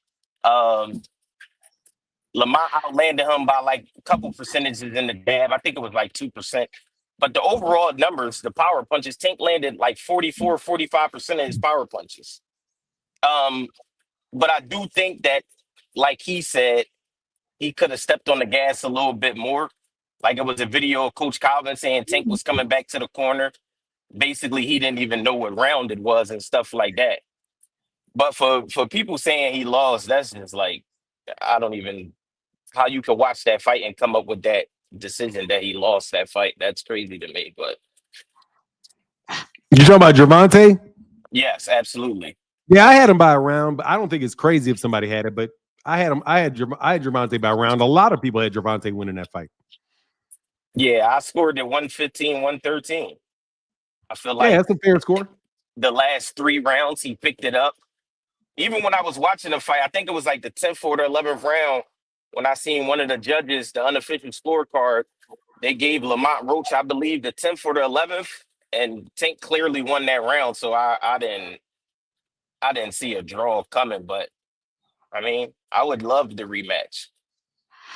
Yeah, hopefully we'll get it. They're talking about getting it, so hopefully we get it. Yeah, I would definitely love the rematch, and I just want Tank to go ahead and put the rest of these dudes you know, in their place and, you know, go on and live his life, man. Like I don't understand how people is hating on somebody saying they want to better themselves and be there more for their kids and things like that. But I don't know. Just sounds Yes, crazy sir. to me. But that's it, man. I just wanted to check in and see what's up and go Thanks, birds, bro. man. What'd you say? What was the last thing you Go said? go birds. Go birds. Who the The, birds? the Eagles. Go birds. Oh, yes, sir. Yes, sir. All right, Congratulations on man. your Super Bowl, bro. Yes, sir. All right, man. Get back. Shout out to Philly, man. Polo the Emperor said Tank definitely wasn't on his game, the top of his game, which made him look Roach like he's putting up a fight and made it look close, but Tank was still the better boxer. I think Tank is the better fighter now. Wookie Wook in the building. What's up, man? What it do for none, man? How my audio sounding? Sounding excellent, man. All right, man. Hey, I just want to touch on this the rematch if we do end up getting it, which I think we are gonna get it. I don't know when, I can't tell you a date or nothing like that, but I just want to touch on like a hypothetical if we do end up getting it. So with this fight, man, we had a totally different version of a Tank, in my opinion. We had a respectable, friendly Tank, and you know, like that as fans, that's something that we ain't really used to seeing him go against, go against when it comes to his opponents and shit. So I'm feeling like if we get that rematch, bro, it's gonna be a totally different. It's gonna be a totally different outcome, totally different build up, everything, because the man gonna come in with a chip on his shoulder for the simple fact that, nigga, you brought me to a draw. You didn't put a blemish on my record. So all that respectful, friendly stuff is gonna be out the window. Like, so I'm just to the point where y'all got this now. Y'all go ahead and laugh on up. Go ahead, go ahead, do what you're doing. But in the rematch, bro, y'all, it's gonna be a totally different fight. It's gonna be a totally different fight, totally different outcome. We get Savage Tank back. You know what I'm saying? That's really my take on the whole rematch thing. You know, and I'm looking forward to it. I want all the smoke too, man. I'm looking forward to it. What you Yes, think? sir. Hey, happy birthday, David Tussain. David Tussain, happy birthday, happy birthday, happy birthday, happy birthday, man. Hey, if y'all could put birthday cakes in there for David Tussain, Tussain is his birthday. If y'all got the little birthday cake emojis or something, y'all put them up for it. It'd be great, man. Happy birthday, brother. Yeah, Wookie. I mean, I think he'll put up a better fight the next time. Yeah, and yeah. and they've been in the ring. And Gervonta know what he got to do. Gervonta's got to win rounds. Yeah. And I think he'll win the fight much more. I think the second fight, Gervonta will win the fight much more easily. I think he'll win it much more easily. I feel like this fight he fought. Go get the first, second. All you got to do is go get the first, second, and third round. Yeah, I feel like he fought a little bit too respectful in this fight. Like just gave Lamont way too much respect. And I mean, we ain't in there, so obviously we ain't feeling the punches. But maybe clearly he knew something that we didn't. The reason they made him fight the way that he fought. And I definitely need to work on that corner, get that corner out the way, and tune in, bro. Like just lock in, because Tank be looking all over the ring sometimes, bro. Just looking all outside the ring in the crowd, all tight. Like, all that got to stop. That's like when Earl had hit his mouthpiece out and looked, and man, just get it together. Just get it together. It was I feel like it was a lot of mistakes in that fight that he got to learn from. So I feel like by the second fight, all that's gonna be out the window. So they got it this time, but that rematch, bro, man, I want to put money on it. Want to put money on Roach. That's all I got for now, man. All right, bro. Get back, man. All right, peace. Yes, sir. For sure. Yes, sir. Yes, sir. Yes, sir. Mind games. I mean, look, man, Lamont Roach is a good fighter. He put up a good fight. I didn't think he did enough to win, but I don't mind if somebody else had him. I really don't. LB Chill said DC and Baltimore is just a rivalry. I don't understand. Hey, look, I want to bet y'all something. You want to put money on this? I'm going to show this comment. Somebody on Twitter, where'd that thing on X go? X. I keep calling it Twitter. It's X. Where'd it go? Buckle Up Boxing. How can I help you? What's going on, Fernand? How you doing, man? I'm good, brother. How are you? I'm hanging in there. I just wanted to jump in real quick and just comment on what y'all was talking about a couple minutes. I just Tank, listen, Tank is still Tank. Everything is still in the same situation as far as Tank, how I see it. Tank to me is still A level. He's an A level fighter. And the danger of being in front of Tank at the wrong place at the wrong time is still there. Everything is there. Lamont Roach, he stepped up. He stepped up to the plate. He came up to it to 135, and he did something that I didn't think he could do.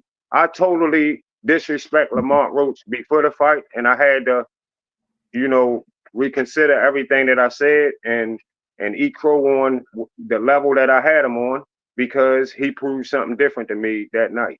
You talking about Lamont Roach?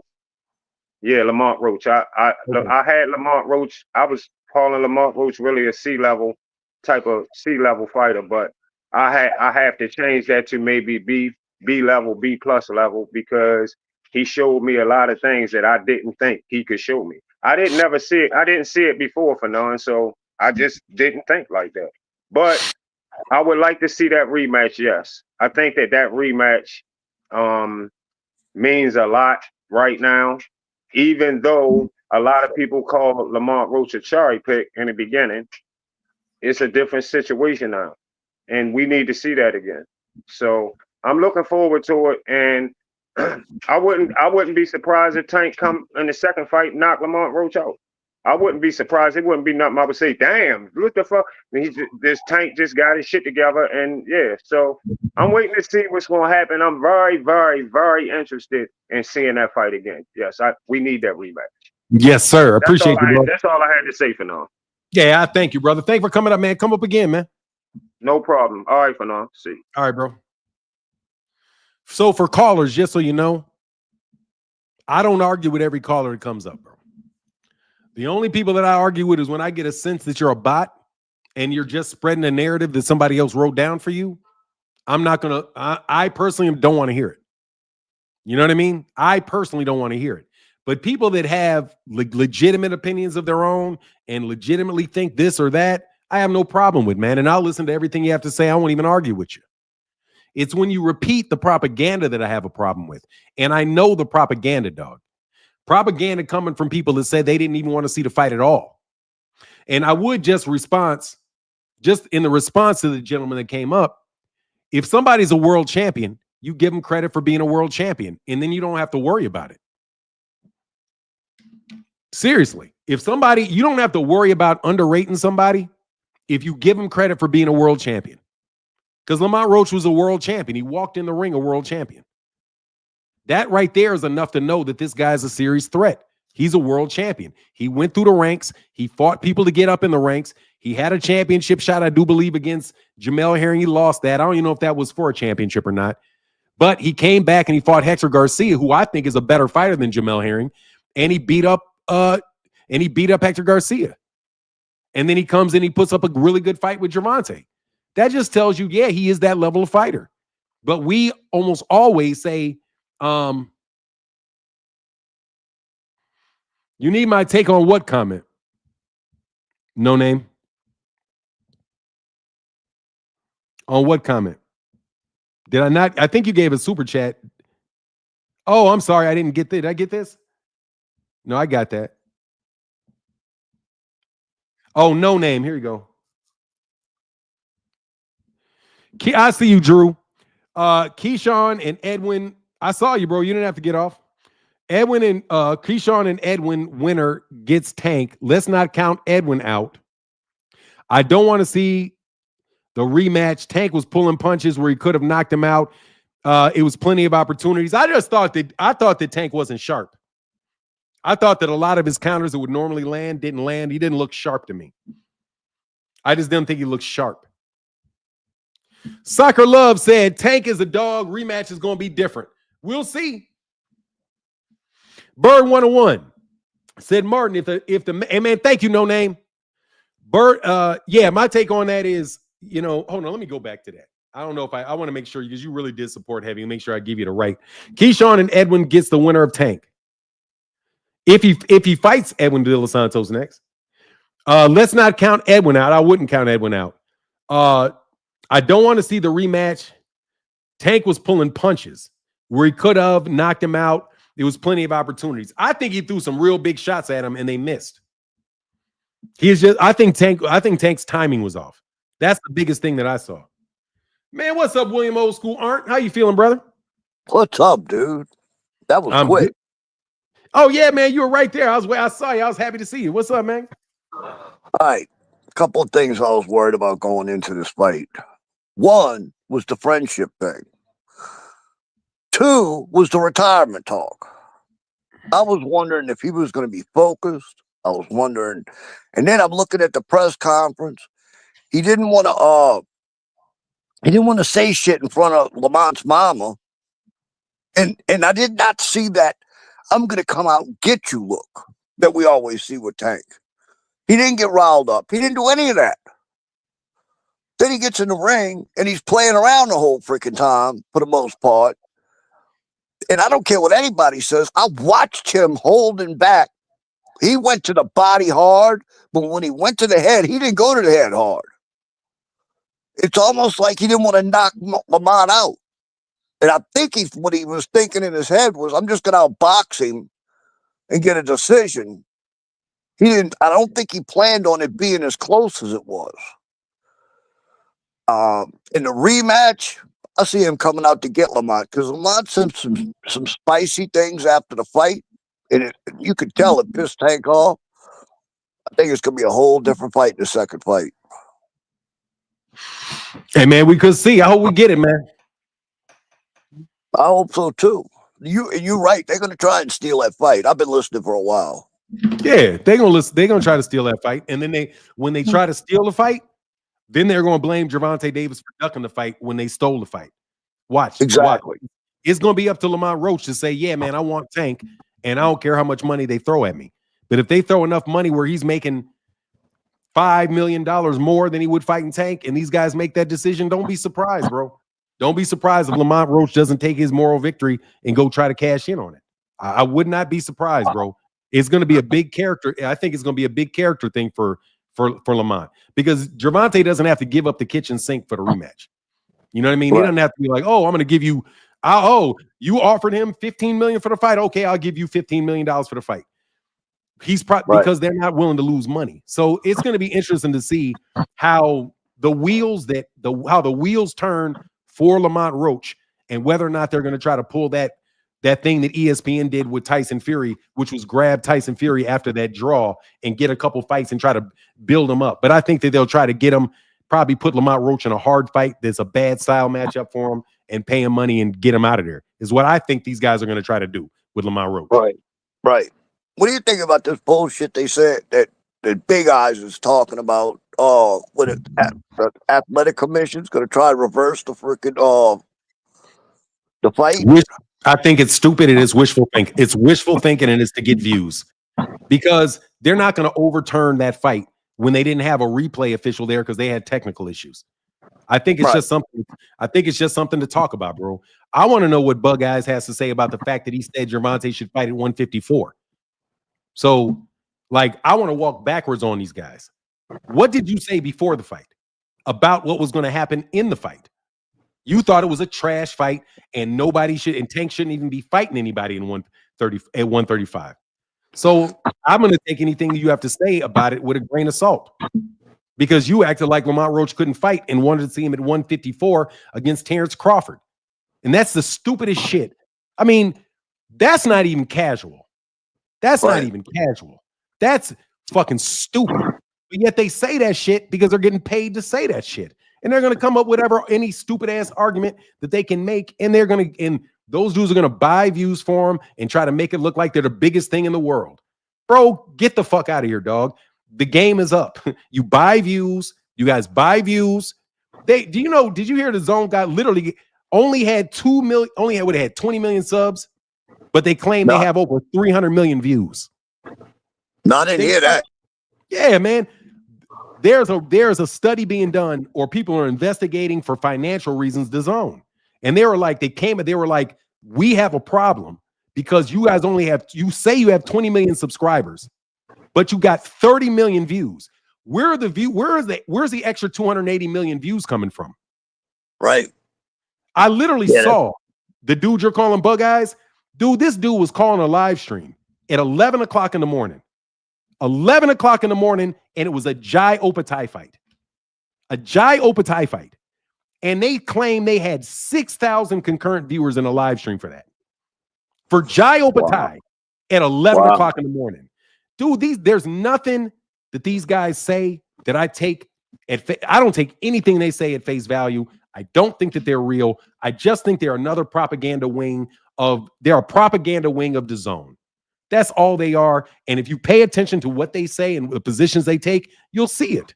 It's not organic boxing talk, bro. It's an attempt for somebody to buy legitimacy within the US boxing community by propping somebody up with a bunch of fake views and ignorant fucking takes that a bunch of other ignorant motherfuckers will follow because they're just as fucking ignorant as he is. Exactly. That's my take on that shit. And I think that whole thing is nothing but a mockery of what YouTube boxing used to be and what this is. Because it's just me and you talking. If you have a disagreement with me, man, as long as you're not saying no stupid shit, like I don't never caught you saying stupid shit. Exactly. And I don't think you've ever caught me saying some shit that's just flat out stupid. You know what I mean? We could always have a conversation. Just be freaking respectful. That's all. That's all you got to do. Be respectful. Be respectful and don't lie, man. God, dog, these motherfuckers be lying. But thank you, William. I'm gonna get a couple callers, bro. Hey, man, thanks for coming back, easy, guy. That's what's up. Hey, Shay, tell Angry White Man I said what up. Shout out to the Angry. Is it Angry White Men podcast? Shout out to the Angry White Men podcast. Drew and then Easy Walters. Drew dropped off again. Every time I put him up, he jumps back. Easy Walters, how can I help you? How you doing, bro? You can hear me? You can hear me good? I can hear you well. All right, yeah. I just had a question. What do you think about people picking sides of promotion companies like Turkey, Team Turkey, and Team PBC? Don't you think that's kind of lame, in your opinion?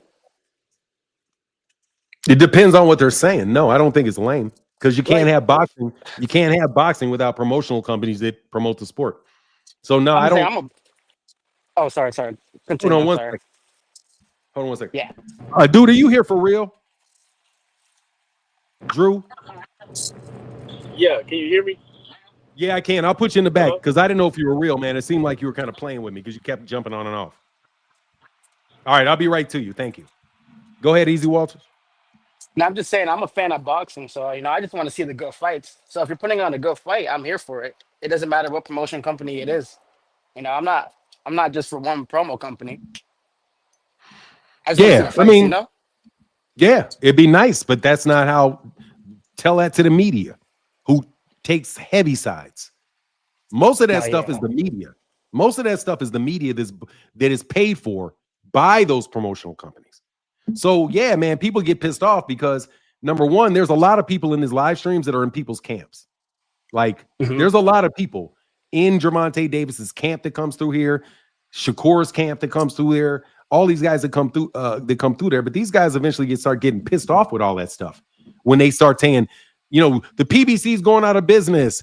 Al Heyman's mother's sick. They have no more money. They're gonna be fighting on Twitter. They got sued. Oh, that's what the Zone, Top Rank, Golden Boy, and those guys do to the PBC. Because the PBC is the most financially successful. It's the most financially successful. It's black promotional company. No, yeah, I mean, I don't know if it's black owned. I don't know if it's black owned. Al Heyman, right? Al Heyman? Is he I'm saying I don't know if it's black owned because Waddell and Reed invested a lot of money in that. So it's an investment banking firm. So there's an investment banking firm that owns a large portion of the PBC, and that's not black. So the PBC is owned in part by Al Heyman, but it's owned in large part by an investment banking firm that backs him. But man, a lot of the stuff that you hear, people actively try to dissuade people from watching fights. So like for the promotion for the fight that was going on for Gervonta, I don't know if you heard it, but there was a lot of people that say they didn't want to see the fight at all. That this guy is no good. Yes, it is. But they also said they would rather see him fight nobody.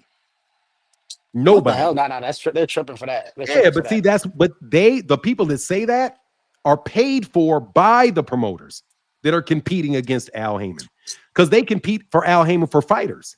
Like what fighter is going to sign with me? What fighter is going to sign with Al Heyman?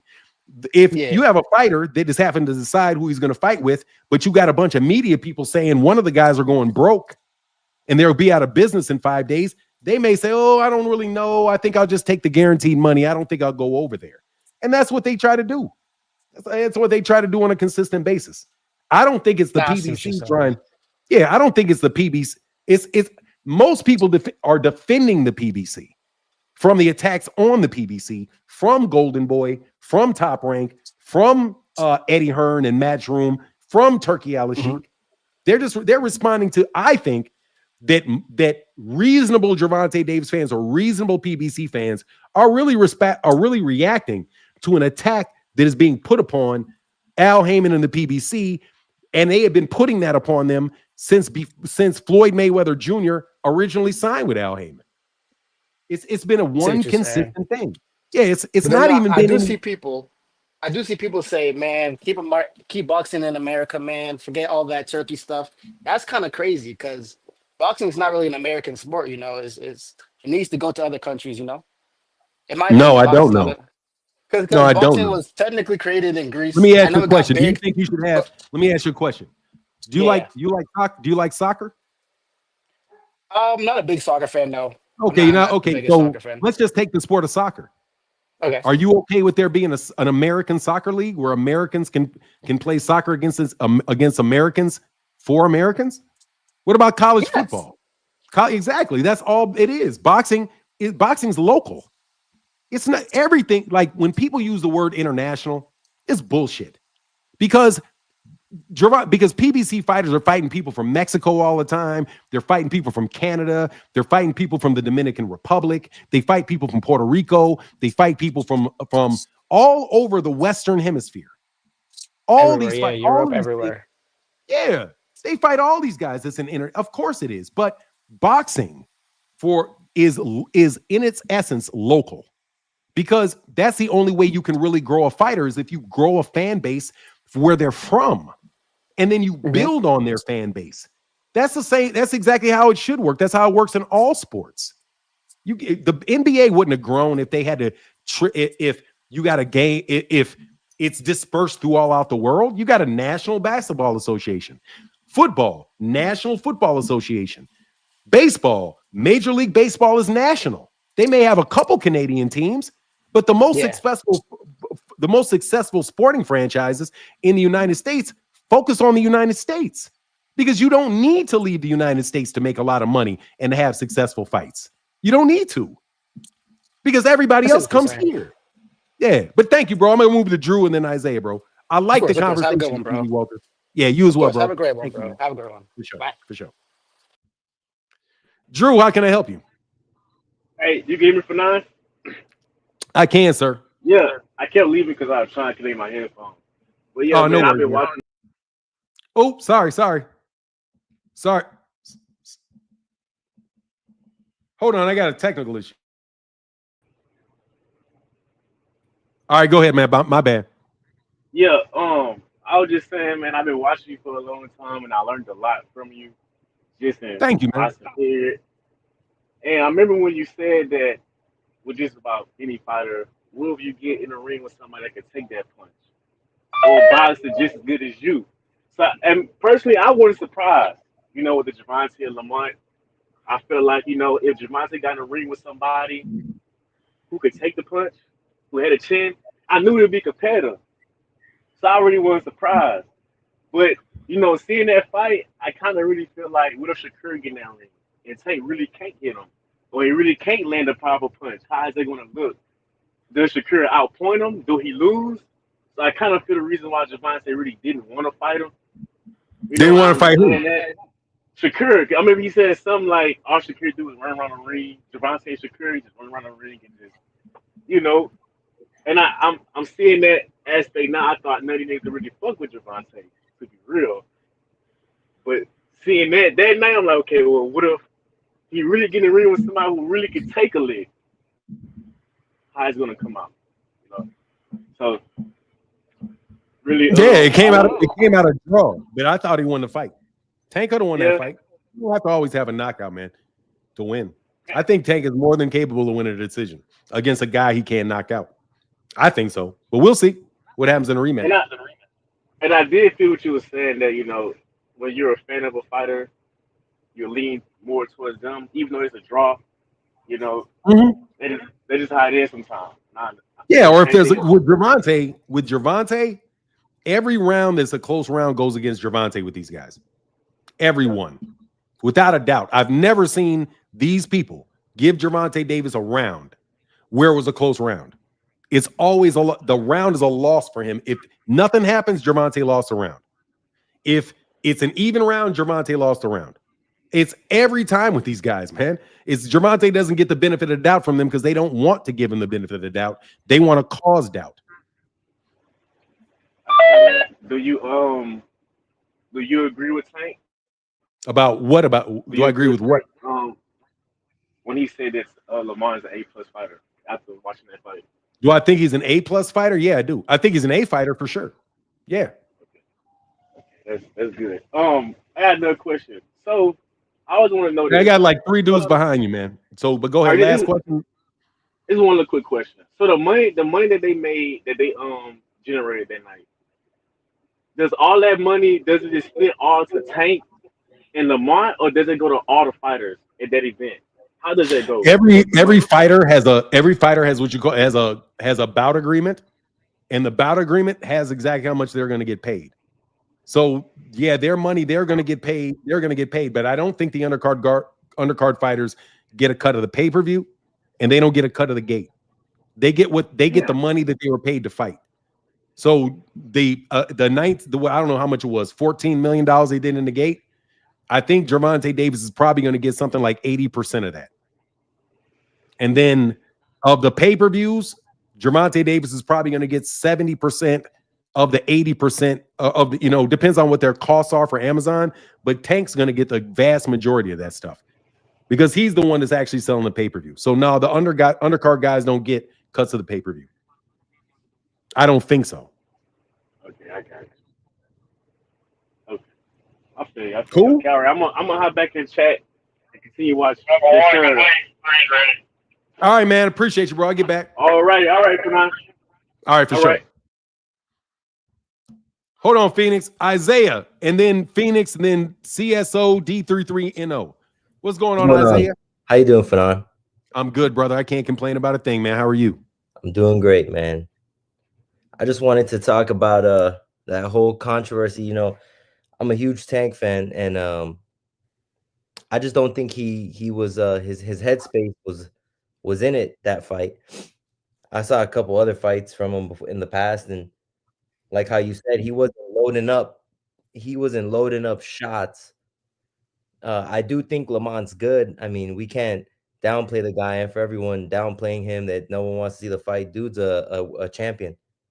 And I also want to talk about what you said. And it makes sense because my father, he fought in the amateurs back then. And he told me a long time ago that if you don't knock the champion out, you're not getting that. And I feel like Tank is he's been a champion since 2017? Mm-hmm. Who has even been close to knocking him out? No one. Nobody, but it's a slight change though, man. And I would say the rule is basically you got to beat the champ. Like it's got to be convincing. It can't. It wasn't because convincing. it prevents people. And I like Lamont Roach. I don't have a problem. I have a lot of respect for Lamont, but it prevents people from doing what Lamont did. And what Lamont did was pretty much refuse to engage, unless Gervonta initiated it. He was just countering. That's all he was doing. So he basically put all the pressure on Gervonta to make the fight. And if you put all the pressure on Gervonta to make the fight, bro, you're not going to get the decision. You don't have to knock out the champion, just like Gary Antoine Russell didn't have to knock out Rayo Valenzuela in the fight before. He dominated. Yeah, but he dominated it.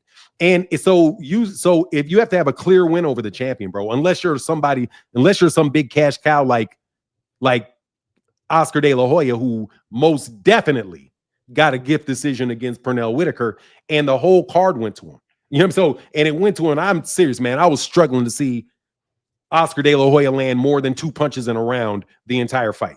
So you know, the cash cow can come when the cash cow is the underdog, then the cash cow will oftentimes get treated like the champion. In the case, like the case of Oscar De La Hoya, like the case of Canelo Alvarez. But the media and all that stuff is not doing that for Gervonta. They do the exact opposite. Everything he's doing, he's losing until there's a knockout. And everyone because those guys, because they're not rewarded for saying good things about Gervonta. If the media was rewarded for saying good things about Gervonta, they would say good things about Gervonta. They're rewarded for saying bad things about Gervonta. So they say bad things about Gervonta. The media that's a job for all these guys. So at the end of the day, man, you can sit and try to be ethical and try to call it as you see it. But then you're going to be in a situation like me, where you're going to have a smaller group of people that support you and value what you're doing, but you're never going to have broad appeal to everybody else because they know you're never going to allow your platform to be used by them in the manner that they want to use it. So, 100%. Yeah, it's a tough situation for people in the media that really do rely upon it, you know, for their daily income. And the same thing goes for these YouTube channels. These YouTube channels, they're doing this. If they're getting $100,000 a year, $150,000 a year, that's not income that they can replace. You know what I mean? Yeah. So they wind up getting in a situation where they just have to go further and further down the rabbit hole. And I was there when they originally did it because Bill Haney told a lot of these guys, why are you working so hard on growing your channel? We can grow you the easy way. You should go the easy way. So there was a lot of people that listened to Bill and said, okay, we'll go about it the easy way. I remember that.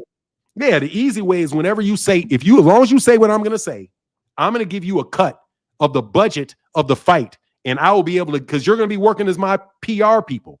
So don't do it the hard way, trying to grow your own community. Do it the easy way. We've got money from the fights, and we will funnel you some of that money from the fights so that you can support yourself on YouTube, and you don't have to worry about AdSense. You don't have to worry about super chats. You don't have to worry about any of that stuff. When you have Turkey Al-Sheikh paying your bills, when you've got Turkey Al-Sheikh paying your bills on YouTube, you don't even have to worry about viewers, because obviously they will buy viewers for you just so you know that you look big. And probably getting paid off the views that they buy on top of the money that they're paying them for saying the shit that they're saying. These people are bought and paid for. You might as well be talking to when you listen to these guys, you might as well think, oh, I'm in a store and they're trying to sell me the stuff that they put on the shelves in their store. Advertisement, yep. Yeah, and they're not selling Gervonta. What they're doing is they're trying to convince you not to like Gervonta. Because if you don't like Gervonta and we can insert our fighter's name into Gervonta, then we're bringing value to the people that are paying us this money. I don't have anything personal against that bug-eyed dude.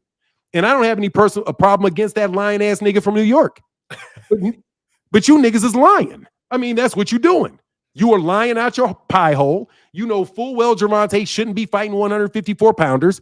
You know full fucking well that Lamont Roach was a world champion, and that was an acceptable fight by anybody else's standards. But you can't say it. And guess what? There are certain dudes like Bug Eyes. My understanding is, because I don't watch them, won't even make a comment about Turkey Al-Sheikh fixing that fight. You go find these dudes and ask me, show me the video where these guys address Turkey Al-Sheikh fixing a fight in live time with Carlos Adames and his favorite fighter, the ambassador of Saudi Arabia, Shiraz. None of those guys have anything to say. Yeah, and none of these guys have anything to say about it. And you know what? You're right, because I mean, this is probably the only channel I watch, and I've stumbled upon one other big dude. I don't even want to say his name. But I feel like he doesn't know shit about what he's talking about, because he just, I mean, we all clearly saw that was a controversial moment where, I mean, regardless whether it was the unofficial or the official, why the fuck are you doing that? You're what was the unofficial, the official? The cards for the Shiraz and the Adames. Oh yeah, but he gave, if he would have given an unofficial, it wouldn't have been a problem. That's what I'm saying. Either way, he gave the official score. Oh man, yeah, that's disgusting. But also, too, phenomenal. Before I want to talk about one thing too. One more last thing. I did see a lot of fighters and talking about, oh, Gervonta looks easy now.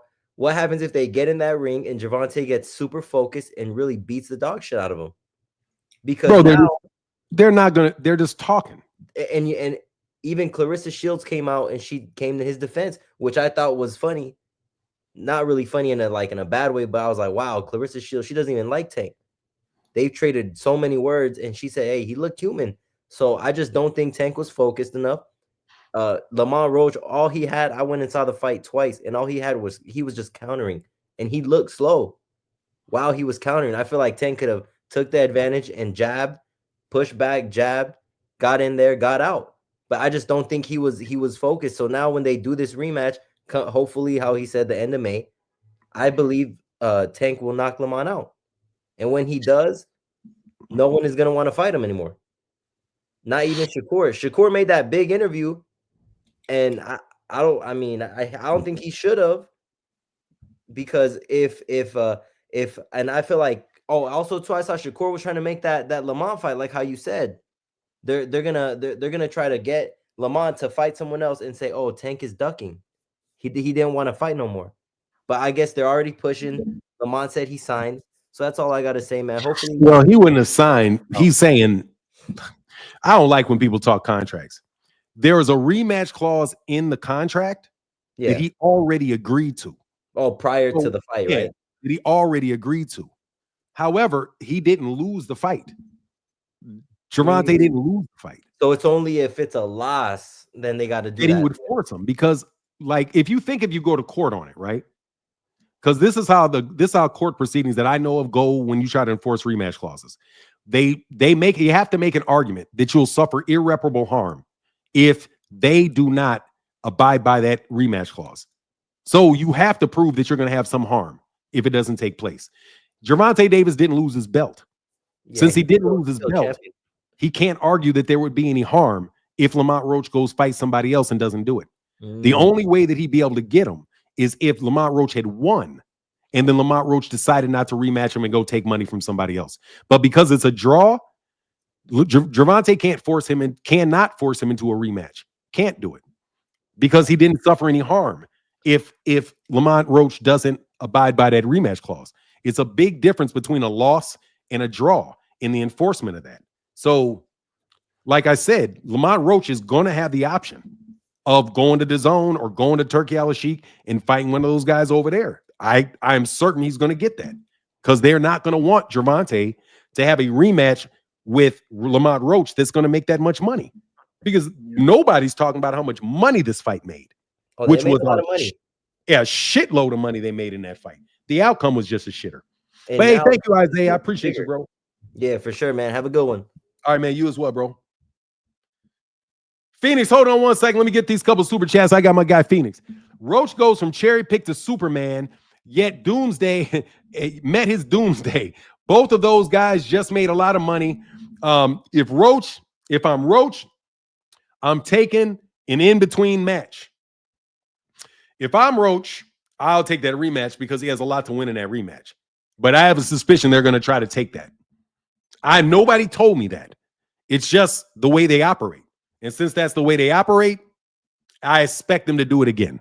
I expect them to sit their nose in the middle of that Lamont Roach fight with Tank and try to break it up again. They tried to break up the Lamont Roach and Gervonta Davis fight beforehand with all the stuff that they were talking about the venue problems and all that other stuff, man. They tried to shut that fight down. You haven't got a chance to have you got a chance to check out Caroline Dubois? Yeah, I watched most of her fights. For sure, Malcolm Allen. Yeah, she can fight. I like how she talks. I like how she throws the hook. No name. I feel you're 1,000 correct on your take, my guy. He wasn't sharp, so no excuses. But the rematch is going to be grimy work. He built him up to break him down. Yeah, we'll see what happens. What up, Phoenix? Hold on, man. I'm sorry. What up, Phoenix? Not much. How you doing, man? Man, life is good, bro. That's what's up. That's what's up. I had a quick break, like in this meeting I'm about to go back into, so I'll keep it short. But like, yeah, I don't know. I don't necessarily agree that Tank wasn't sharp or like anything like that. Like, because like I said, I've been going back and watching the fight multiple times, and like, there's some things I noticed that might have flown over like people's heads and stuff, unless they actually was paying attention. Like, I think you might have remembered I made a comment about Roach cutting off the ring. and Yeah. kind of doing the same thing Prograis does, where he lets the person off the rope. I sent you a breakdown about that.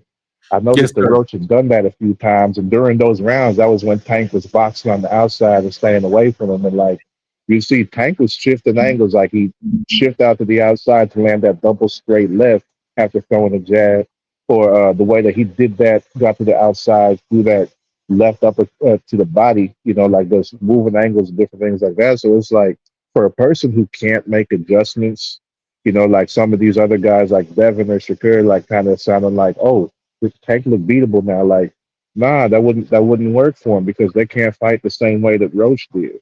And I think a lot of the things that Tank did are going unnoticed, kind of like because people are hung up on the way that the fight ended up turning out.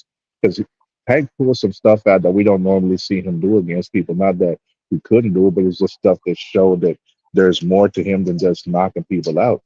And being able to go ahead and do some stuff like that shows people that you got good IQ in that ring. Because like how many people do you know that if they've been fighting one way and they're used to it is able to go ahead and do something different like that? Not many. And looking at it, like Tank was landing some good counters. He was looking good.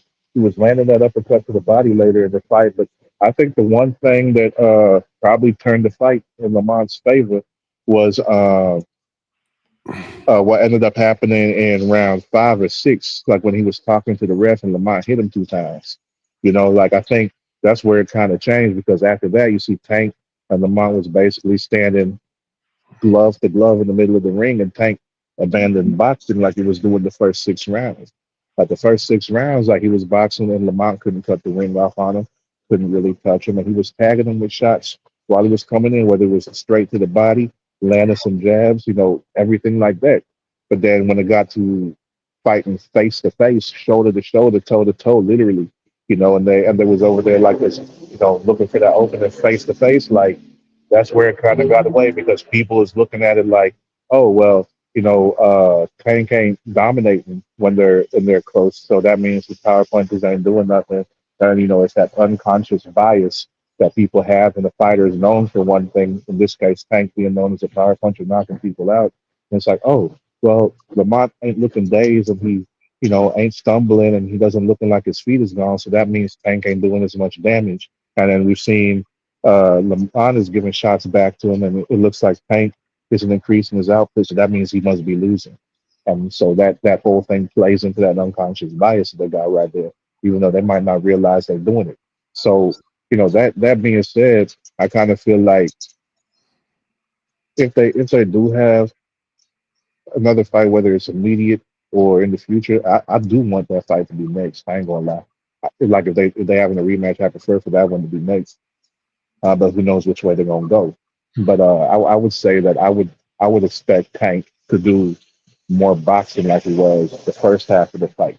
Because when he was doing that, like I said, Roach couldn't touch him and he struggled to cut the ring off at times. So there's no reason why when you cutting the ring off, you should let your opponent off the ropes unless you want them to go ahead and get tired. But like the way that Lamont had moved, like I said, he did the same shit Prograis does. So looking at that, I would say in a rematch, Tank should box him, and then like instead of trying to play that game, just Tank to open up and make the first move, like not give him any opportunity to do that. I think that's where the fight got away from him. He got a little emotional whenever Lamont hit him and stuff when he wasn't looking, and so that probably set him off. He was like, okay, man, forget this. Let's go ahead and like really scrap it out. But yeah, man, whatever happened with that, I want to see the rematch either way. So Yes, that's sir. the way I was looking at it. Yes, sir. Hey, man, I hope we get to see it, bro. Oh yeah, it'll definitely be fire. And like the thing with this is, I seen some people in the comments saying that Tank still need to go to Turkey. Hell no, Why would he can't go to leave Turkey? Turkey. That's what I'm saying. No, for real. Like What's the logic for him to go into Turkey? He just did a $19 million gate and probably did over 500,000 pay-per-views. exactly, and Why that's would why he I'm go to confused what that does he people need still Turkey? saying it. What does he I need got Turkey no for? idea. Got no idea. I mean, do you know what they said? Like, you don't even hear what they said? Like what the Oh, like reasoning was? Oh, because it was talk about maybe Lamont might go ahead and fight Shakur, and if Turkey's putting that on, then maybe Tank needs to go ahead and go to Turkey now to go Man, ahead of and get course a they're fight gonna say set that up. shit. Tank needs to go to Turkey no matter what happens. Even though Turkey just had a flop on his biggest card ever, the fight card of the century flop. Like, Go to the place nobody will watch the fight. That makes a lot of sense. oh yeah, Don't take a fight that got a lot of interest going in and is going to have more interest the second time. Go sign with Turkey Al-Sheikh. What the fuck sense does that? shoot, These dudes just I'll be leave it saying with this. anything, bro. He Yeah, don't need I'll leave it with. welfare.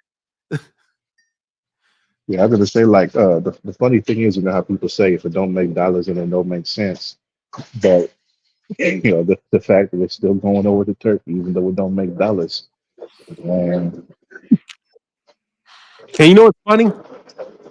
yeah, It'll be funny if these dudes try to review that fight and they say okay, and they call that fight a no contest because I, they can't give them a win. So what are they? They may call. Oh, if it was fucked up and it's bad, they may call it a no contest. and That's he the wouldn't most. have had to sue for it. Yeah, that's the most you're going to get out of that.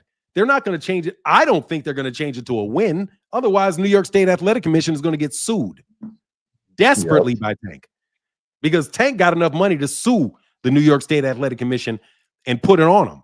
If you try to change that shit to a loss because of some shit oversight by a ref and oversight by your technical people, no, bro.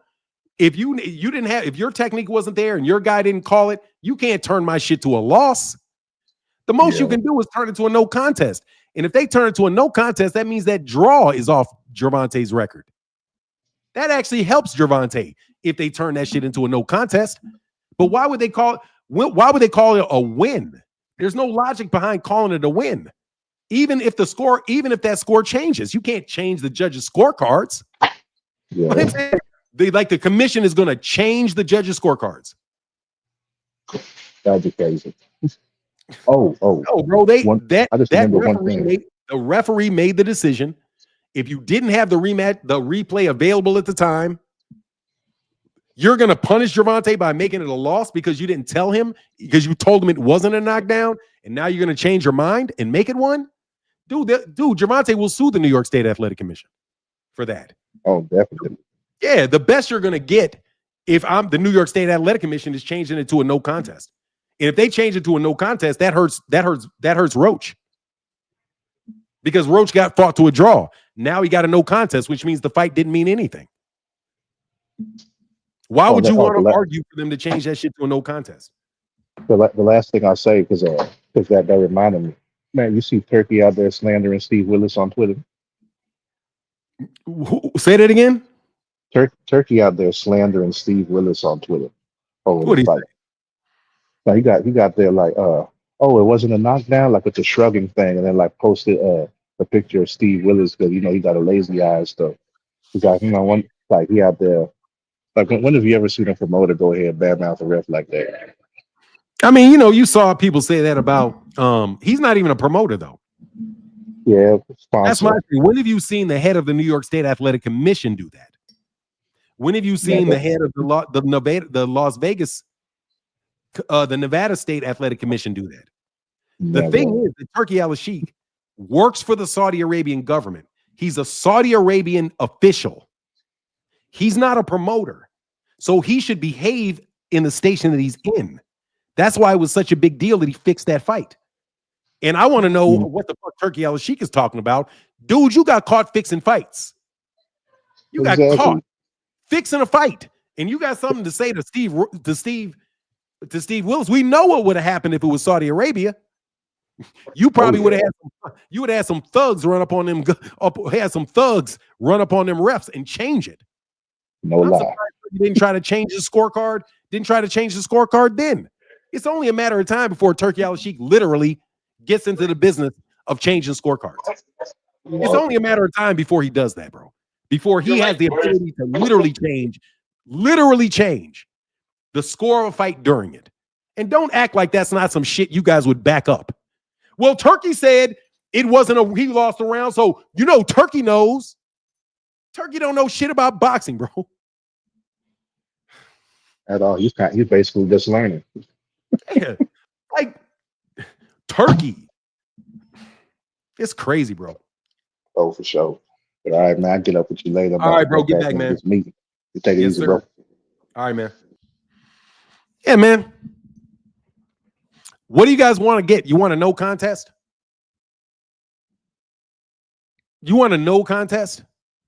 Because that's what the New York State Athletic Commission can give them.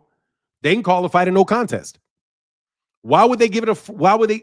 I don't even think it's in their rules that they can give them a win, that you can change it to a win. I don't think I've ever seen a week after a fight, a sanctioning body or a state commission change the outcome of a fight to a win.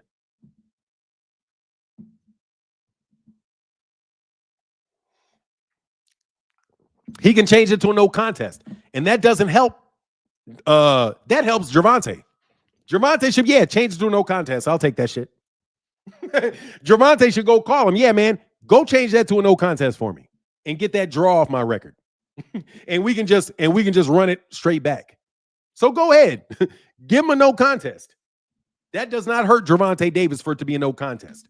And you guys know that they're not going to change that shit to a win just because they said they're reviewing it.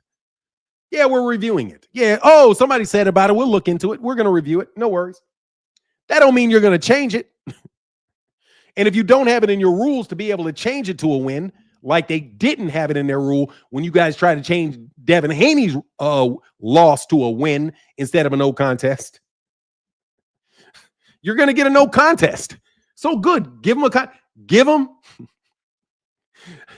them it. Dan Rayfield says a lot of shit. Dan Rayfield said that they had a Dan Rayfield said that they had reviewed it with the that they had reviewed it with instant replay.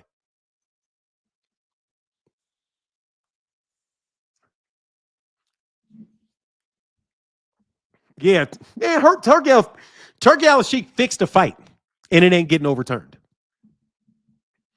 Turkey Al-Sheikh fixed the fight, and they didn't and there's no talk about overturning that fight and making it a no contest or a win from Carlos Adames. So let's just say they can change it to a win. Shouldn't they change Carlos Adames' fight to a win too? That was a clear violation of the rules by somebody that's on Shiraz's team. You don't think that they should turn? I don't hear anybody saying give Carlos Adames the win. Did I? No, I don't think I did. I don't think I've heard any of you talk about overturn that fight. I do believe Alanis Fox, who had one of the biggest robberies I've ever seen in my life, I think they may have turned that to a no contest. And that was one of the biggest robberies I've ever seen, is when Alanis Fox fought that guy. They didn't overturn that. Matter of fact, all the WBA did was say, oh, we're going to consolidate belts and change the subject completely.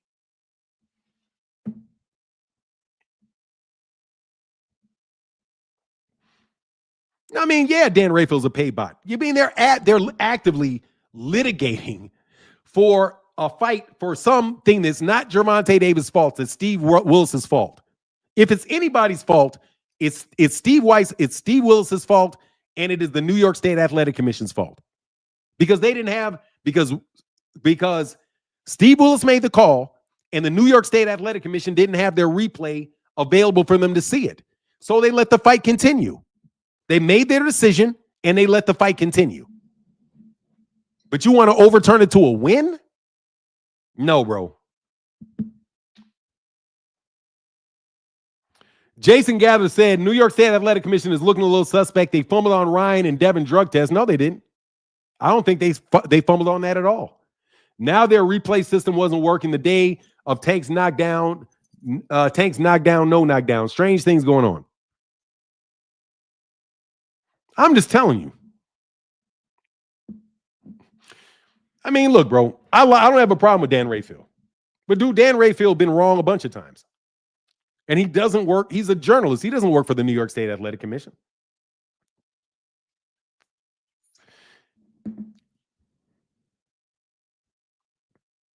Tell it to Steve Willis, Papa Mayweather. Tell it to Steve Willis. Tell it to Steve Willis, bro. Steve Willis made the call. The New York State Athletic Commission did not override the call. They didn't. They didn't. So live with it, bro. Live with it.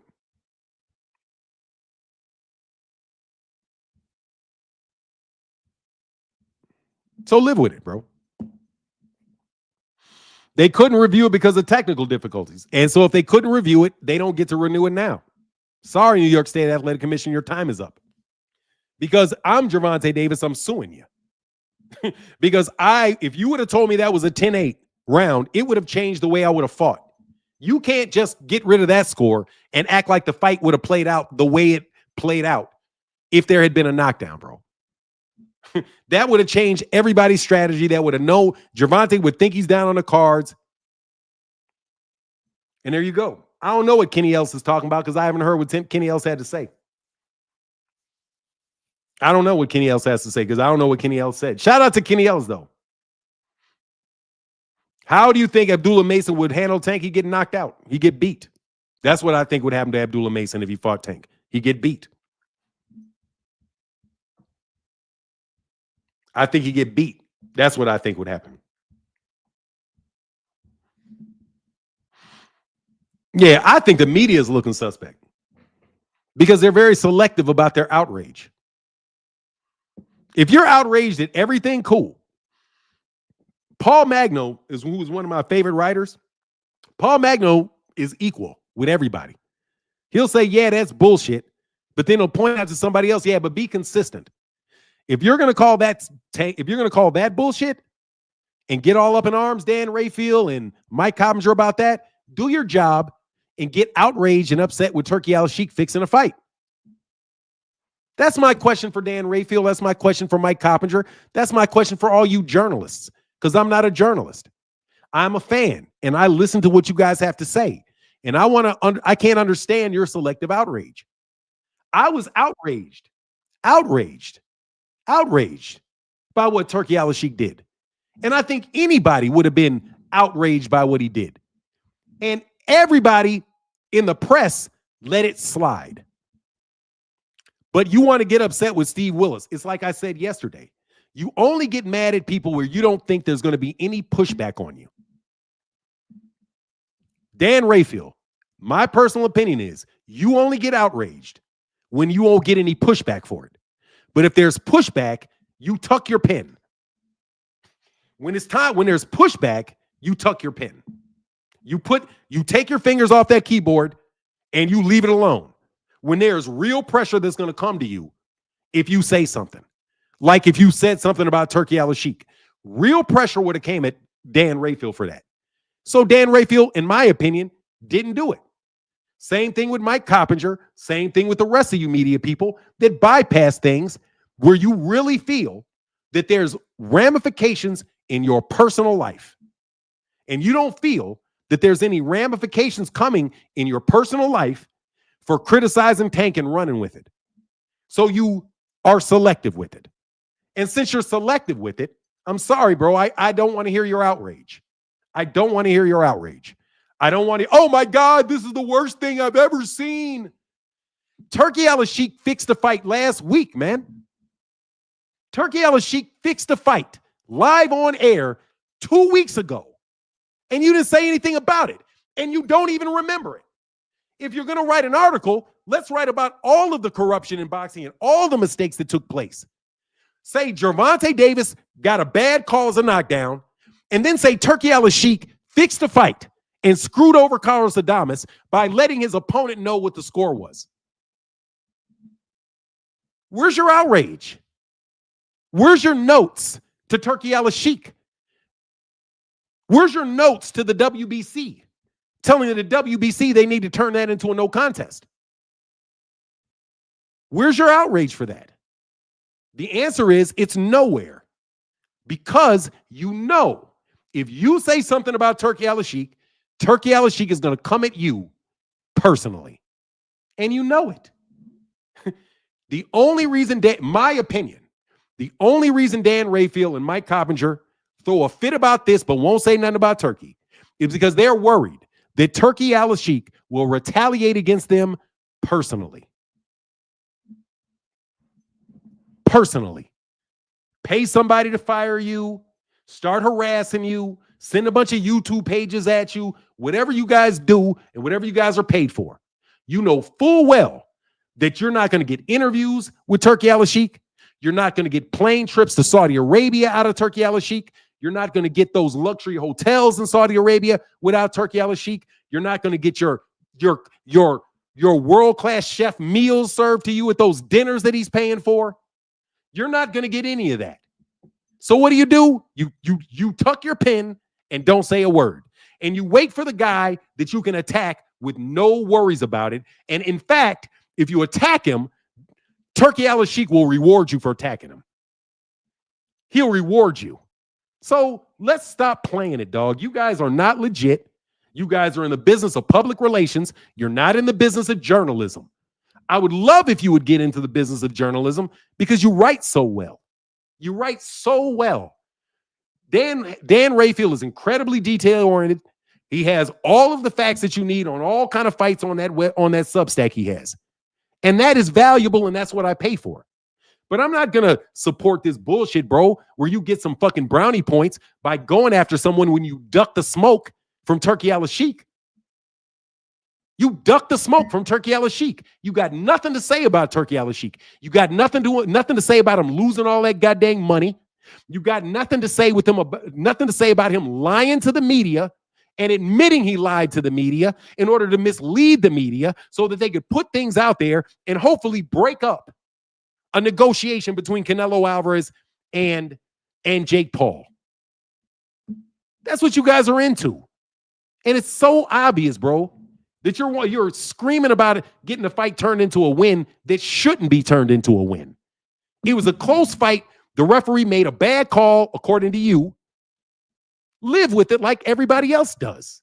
Stop whining about it, bro. Or at least have the courage to be equal about it. Have the courage to say something you know to be true, even though Turkey Al-Sheikh will not give you that plane ticket. Even though Turkey Al-Sheikh won't give you that meal. Even though Turkey Al-Sheikh, when you go to Saudi Arabia to cover these fights, won't give you whatever else he gives you when he's in Saudi Arabia to buy your ass out.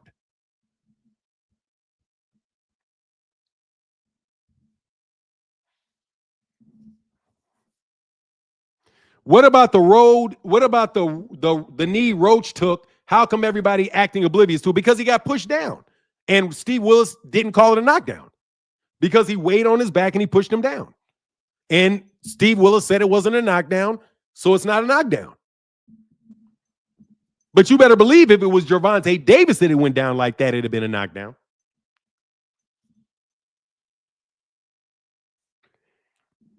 Tank really... I know he robbed it. I saw it real time, bro. I saw it real time. I got a good memory. I saw it real time. I'm sorry, Blaze pound for pound. Blaze pound for pound, how can I help you? Peace, brother. Peace, brother. It's good to see you cooking consistently again. Yes, sir. Yes, sir. I'm getting back on the road. Happy to have you back. There's a lot to talk about, but I really want your opinion on really, like, what do you think about the call by the ref on it not being a knockdown? So I would just say I watched it in real time, and I don't know what's up with the pay-per-view because I tried to go back and watch it and replay it, but they're only showing me the prelims on the pay-per-view that I ordered on Prime Video, so I ain't been able to rewatch the fight for some reason. It's weird. Hold on a second. Let me see. Amazon Prime Videos. When I pull it up, it just shows the last fight. It shows Jared Hurd like it's the prelim. Weird. I'll look, but somebody said I've heard other people say they watched it multiple times. Yeah, I know. That's what I've been hearing too. Maybe they've been watching it on YouTube because you can see it on YouTube, all fuzzy and all of that. But like I said, I ain't been able to do it. But what I seen, what you said out of everybody, that I'll start right there. I ain't saying nobody like confirmed, but I seen it in real time, and I seen it on my phone, so you can clearly see when they do the replay in slow mo in between that round. You can see his braid goes into his eye, and so I think that's what caused so much discomfort for him to take that knee. Oh, I got you, brother. It's there. So is there? You have to go Is to there? PBC. Yeah, you go to sports, and then you go to PBC. It says Okay. 4 more leagues. Then it says NFL, NBA, NASCAR, NHL, soccer, and then a couple over it says the PBC. So when you hit PBC, then you go down on the PBC page and it says your full replays and highlights. And my highlight is right there. Tank Davis versus they have Yeah, the prelim up there, but and they got hit the it though.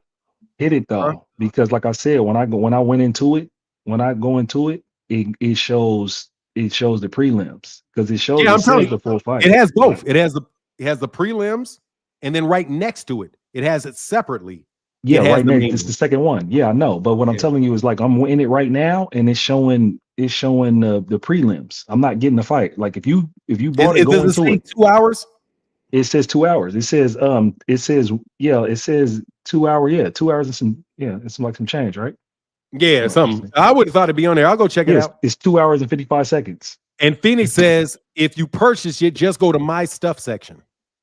Oh, my stuff. All right, bet. But like I Mhm. said, when I go to it, it goes to the prelims for some reason. But hopefully, I can find it. But like I said, Okay. Martin, you seen that braid go into his eye, and that's what I seen. The braid go into his eye. I didn't hear him talk about the grease, but I seen the braid flick his eye, and then I seen him stop. And so I still ain't really educated.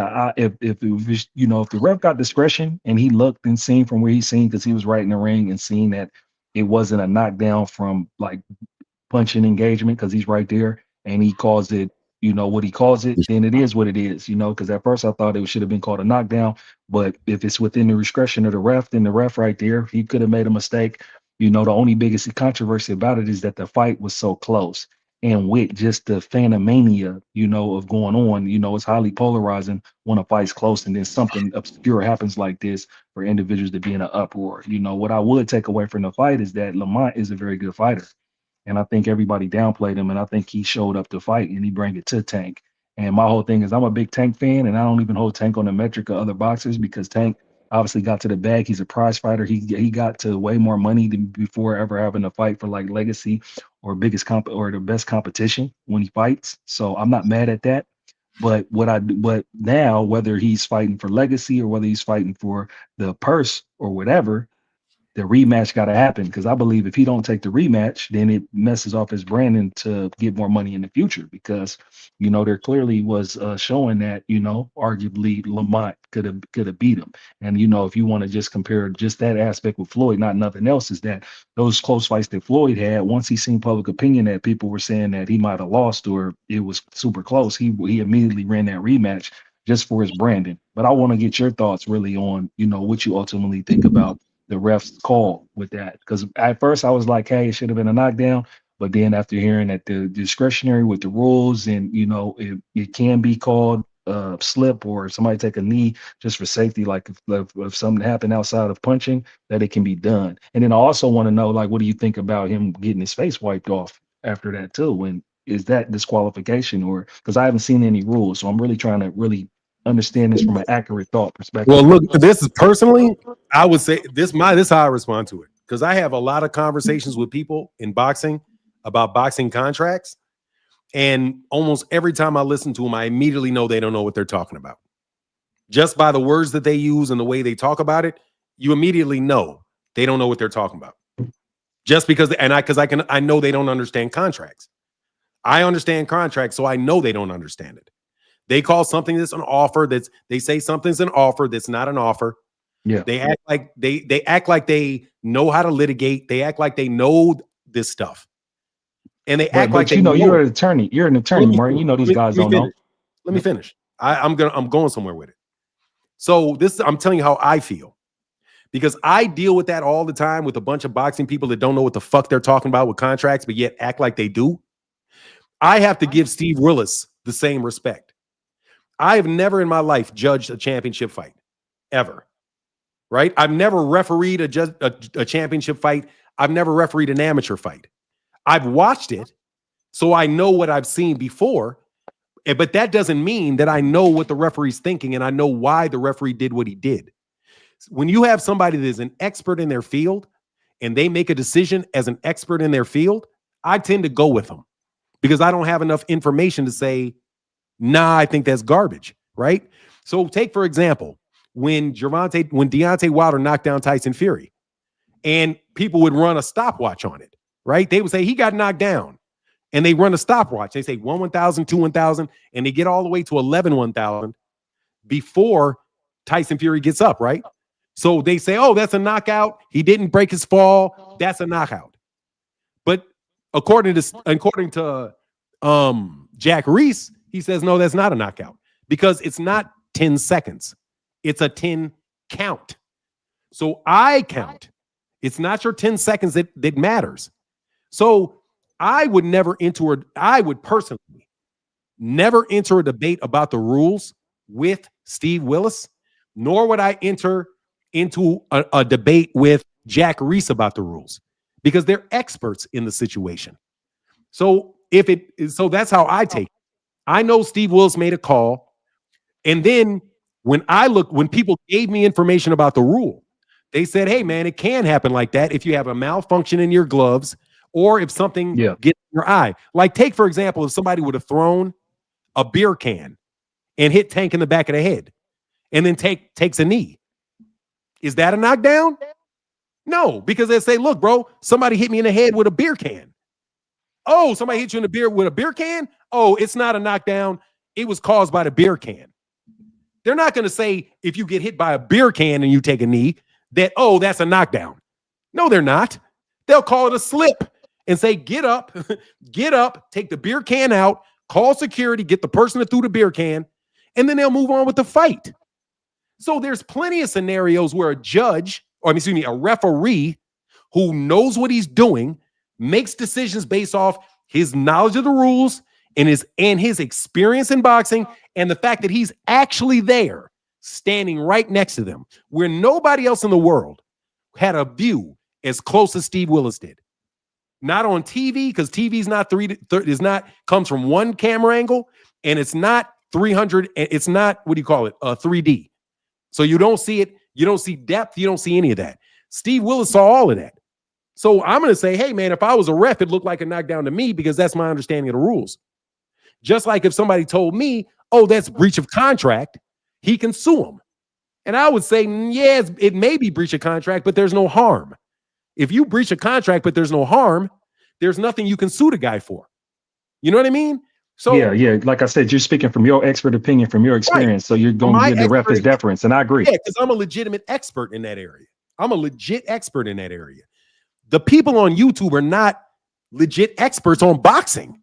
I mean, why would I take seriously conversations from guys that said Lamont Roach didn't even need to be in the ring with Tank?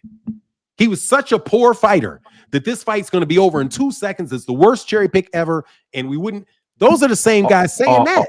Although he was champ at 130 and he beat Edgar Garcia, had comparable comp. I got you. But see what there's, but that doesn't count for them. You know what I'm saying?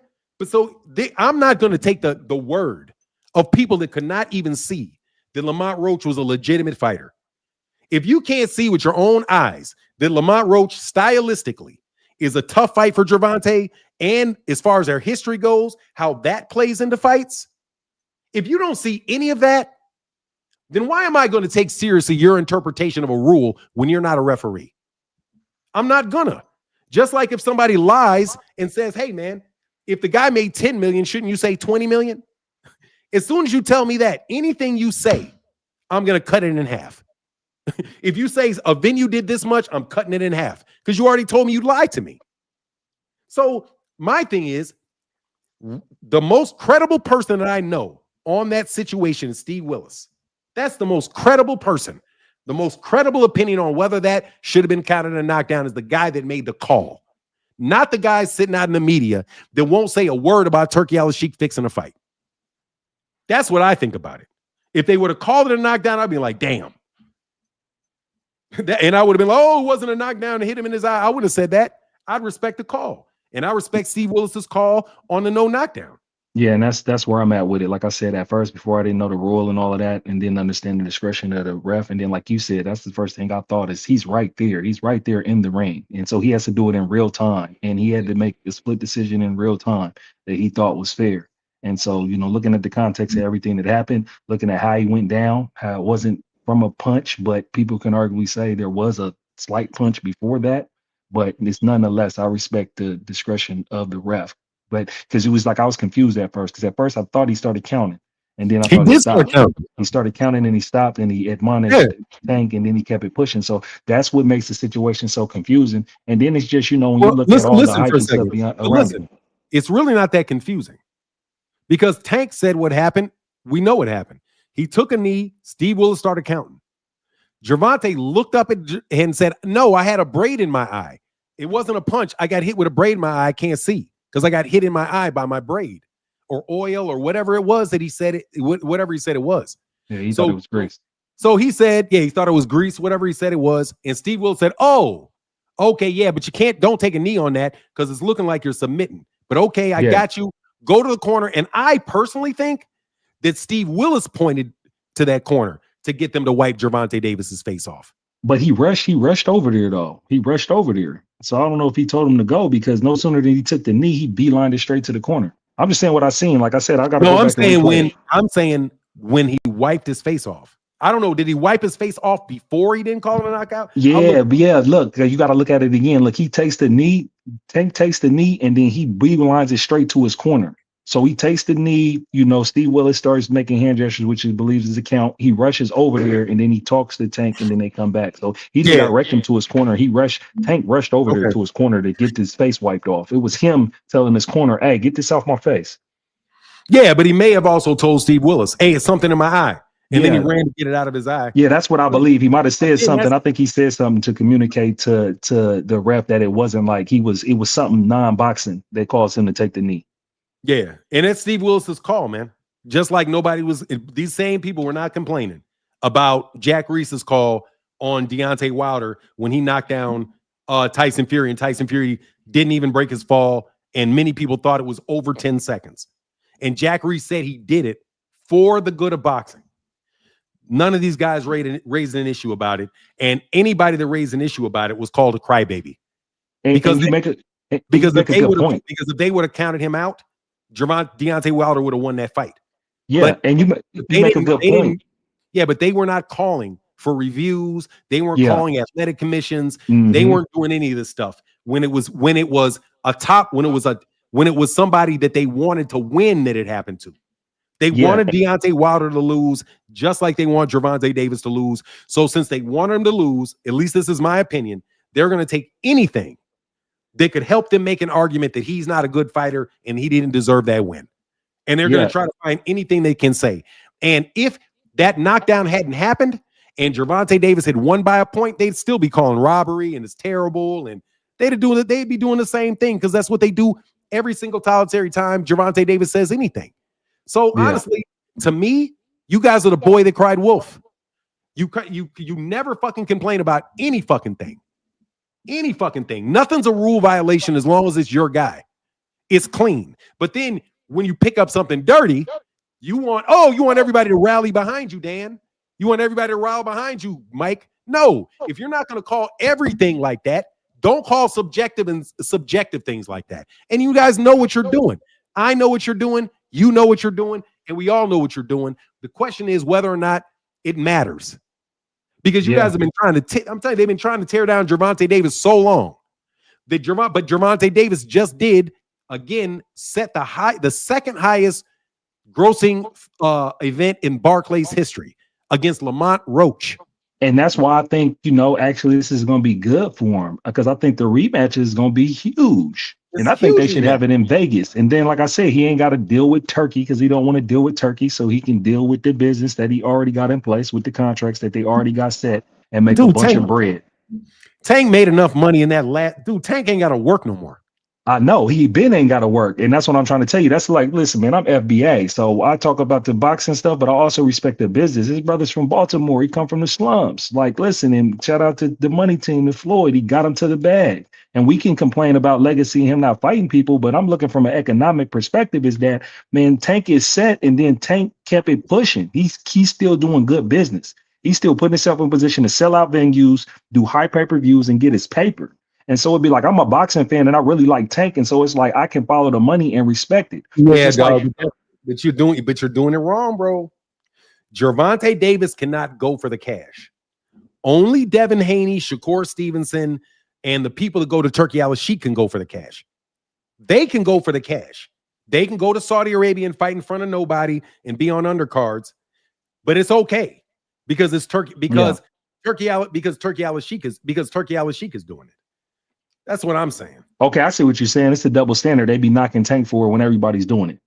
When everybody's trying to do it. They complain about the money. They complain about Gervonta Davis fighting people and caring about the money in the fights. But yet real talk. But in the same breath, they compliment anybody that runs to the money for Turkey Al-Sheikh.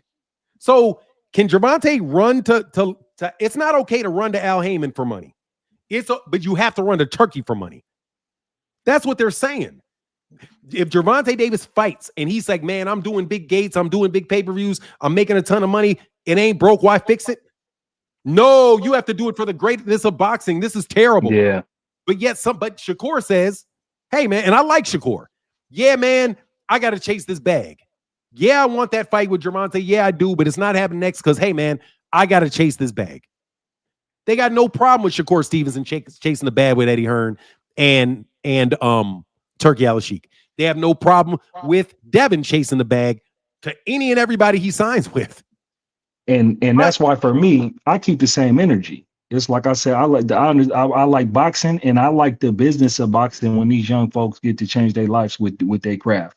So my whole thing is I respect all of them and whatever they do. And I like it when it was old school though. You know, I'm not even that old. I'm 38. But before they had all the social media and all the contract speculation, and you just had to wait till the fight was legit and watch them fight. Then that way we get away from all this chatter, all this trolls, all this nonsense, all these bogus opinions, all this going back and forth, and really just get to see people fight when the contracts are signed and they get in the ring. Yeah, like we got to see last weekend, despite the fact that all these guys acted like that fight shouldn't even have been made. Yeah, exactly. They said it shouldn't even be made. So I'm sorry, I'm not talking to you. I'm just saying I'm not taking anybody seriously that said that Lamont Roach didn't belong in the ring with Gervonta Davis, and it was just a terrible cherry pick that was a one-sided fight. Lamont Roach went in there and proved what Gervonta Davis said was right. He's highly skilled. He's an A+ fighter. Yes, he's the most in what their team said. He's technically the best fighter we faced to date technically. And Lamont Roach proved everything Gervonta Davis team's right. They proved him right about everything they said about the fight. So I'm just not going to listen to the people that told me repeatedly, I don't even want to see this fight. It shouldn't even be happening. So that's my thing on it. You know what I mean? Yeah. I know, but I'm gonna be honest though. I didn't think it was gonna be that competitive. I thought Tank was gonna get him out of there. I looked at Lamont Roach's tape and I wouldn't watch, and I didn't see anything. And what I thought was he was gonna lose in these exchanges, and I was sadly mistaken. He took some of Tank's best punches. And then I want to shout out Brian Norman Sr. because he pointed out something that that Lamont Roach did in the fight with Tank was he smothered him, because when Tank gets the space and you fight on your back foot, he gets enough torque to wind his punches up even when he leads him. And Lamont didn't give him space to wind up power punches on him. And so, and he because Brian Norman Sr. was talking about his son sparring him, and he said there was another way that they got good work with Tank that wasn't that. But he pointed out that Lamont, found a wrinkle, that if you stand in close with Tank and you don't let him put torque on them punches like that, you can neutralize some of the power that he has on his punches. And I was like, that's very observant, because that's what I seen. I seen Tank, he couldn't wind up, he couldn't get them punches off with Lamont because Lamont will punch back. He wasn't just on his back foot allowing Tank to tee him up like Frank Martin was doing.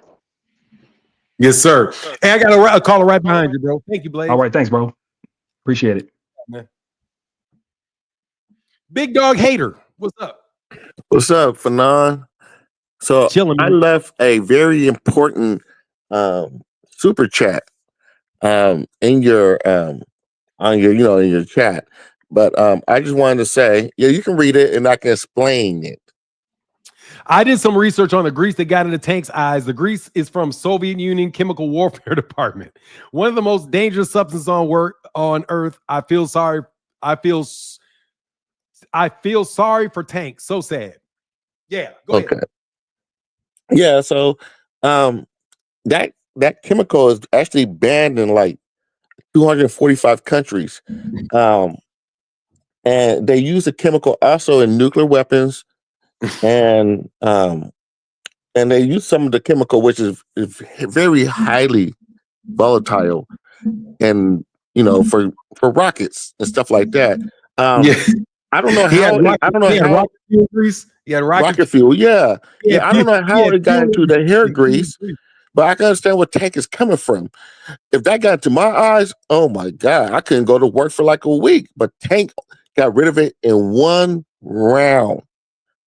So I salute Tank, staff, his corner, the towel that he used, um, and everything else.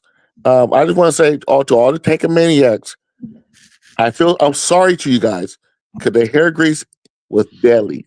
That's all I gotta say for that. Thanks, Big Dog Willie. Get back with you, brother. Thank you for your support, Big Dog Willie. For real, for real. Kirk Douglas 15 said, oh, I'm sorry. Said, I watched the fight 3 times. Tank was cooking Roach, 7-5 Tank. I had Tank winning the fight. But I'm not mad if somebody had if somebody had Lamont. But I haven't watched it again. And I'm probably not going to watch it again. Maximus, what up, man? You're on mute. Hey, Fernan, my man. What's good, man? Nothing much. Just listening to all the beautiful facts that you're displaying, man. Honestly, Thank you, bro. I love your channel. I just every day your daily updates. They're just amazing, and Thank you, man. keep it up. Keep up the good work. Thank you, Maximus. That means a lot, bro. I just think there's a lot of haters out there on Tank Davis. And he really, this rematch, he's going to have to make a statement. And I believe he's going to, really do that. And he'll end up getting the knockout, but not early. He'll break him down. And, he like he said in the post press conference, he's got to do more. That's what a real champ, he admits to that he didn't do live up to his standards that fight, and how he said he's going to get back into the gym after a week. So that's a real champ. Yes, sir. Yeah, just like Bivol when and better be of the first fight, how he said he needs to do a bit more work. He could do more, and he came out victorious the second fight. Yes, sir. Appreciate you, bro. Thank you, Maximus. Yeah, legend. Keep it up. All right, bro. Hey, where you from, man? Hey, let me guess. Are you from New Zealand or Australia? No. I'm from Sydney, Australia. Okay, I was either New Zealand or Australia. Okay, man. Shout out to Australia, man. Shout out to the great George Cambosis, man, and Tim Zoo and all y'all doing your work out there, bro. Of course. Really, I believe Australia, like they were just like they got lucky, and now they have to work their way up, especially Tim Zoo.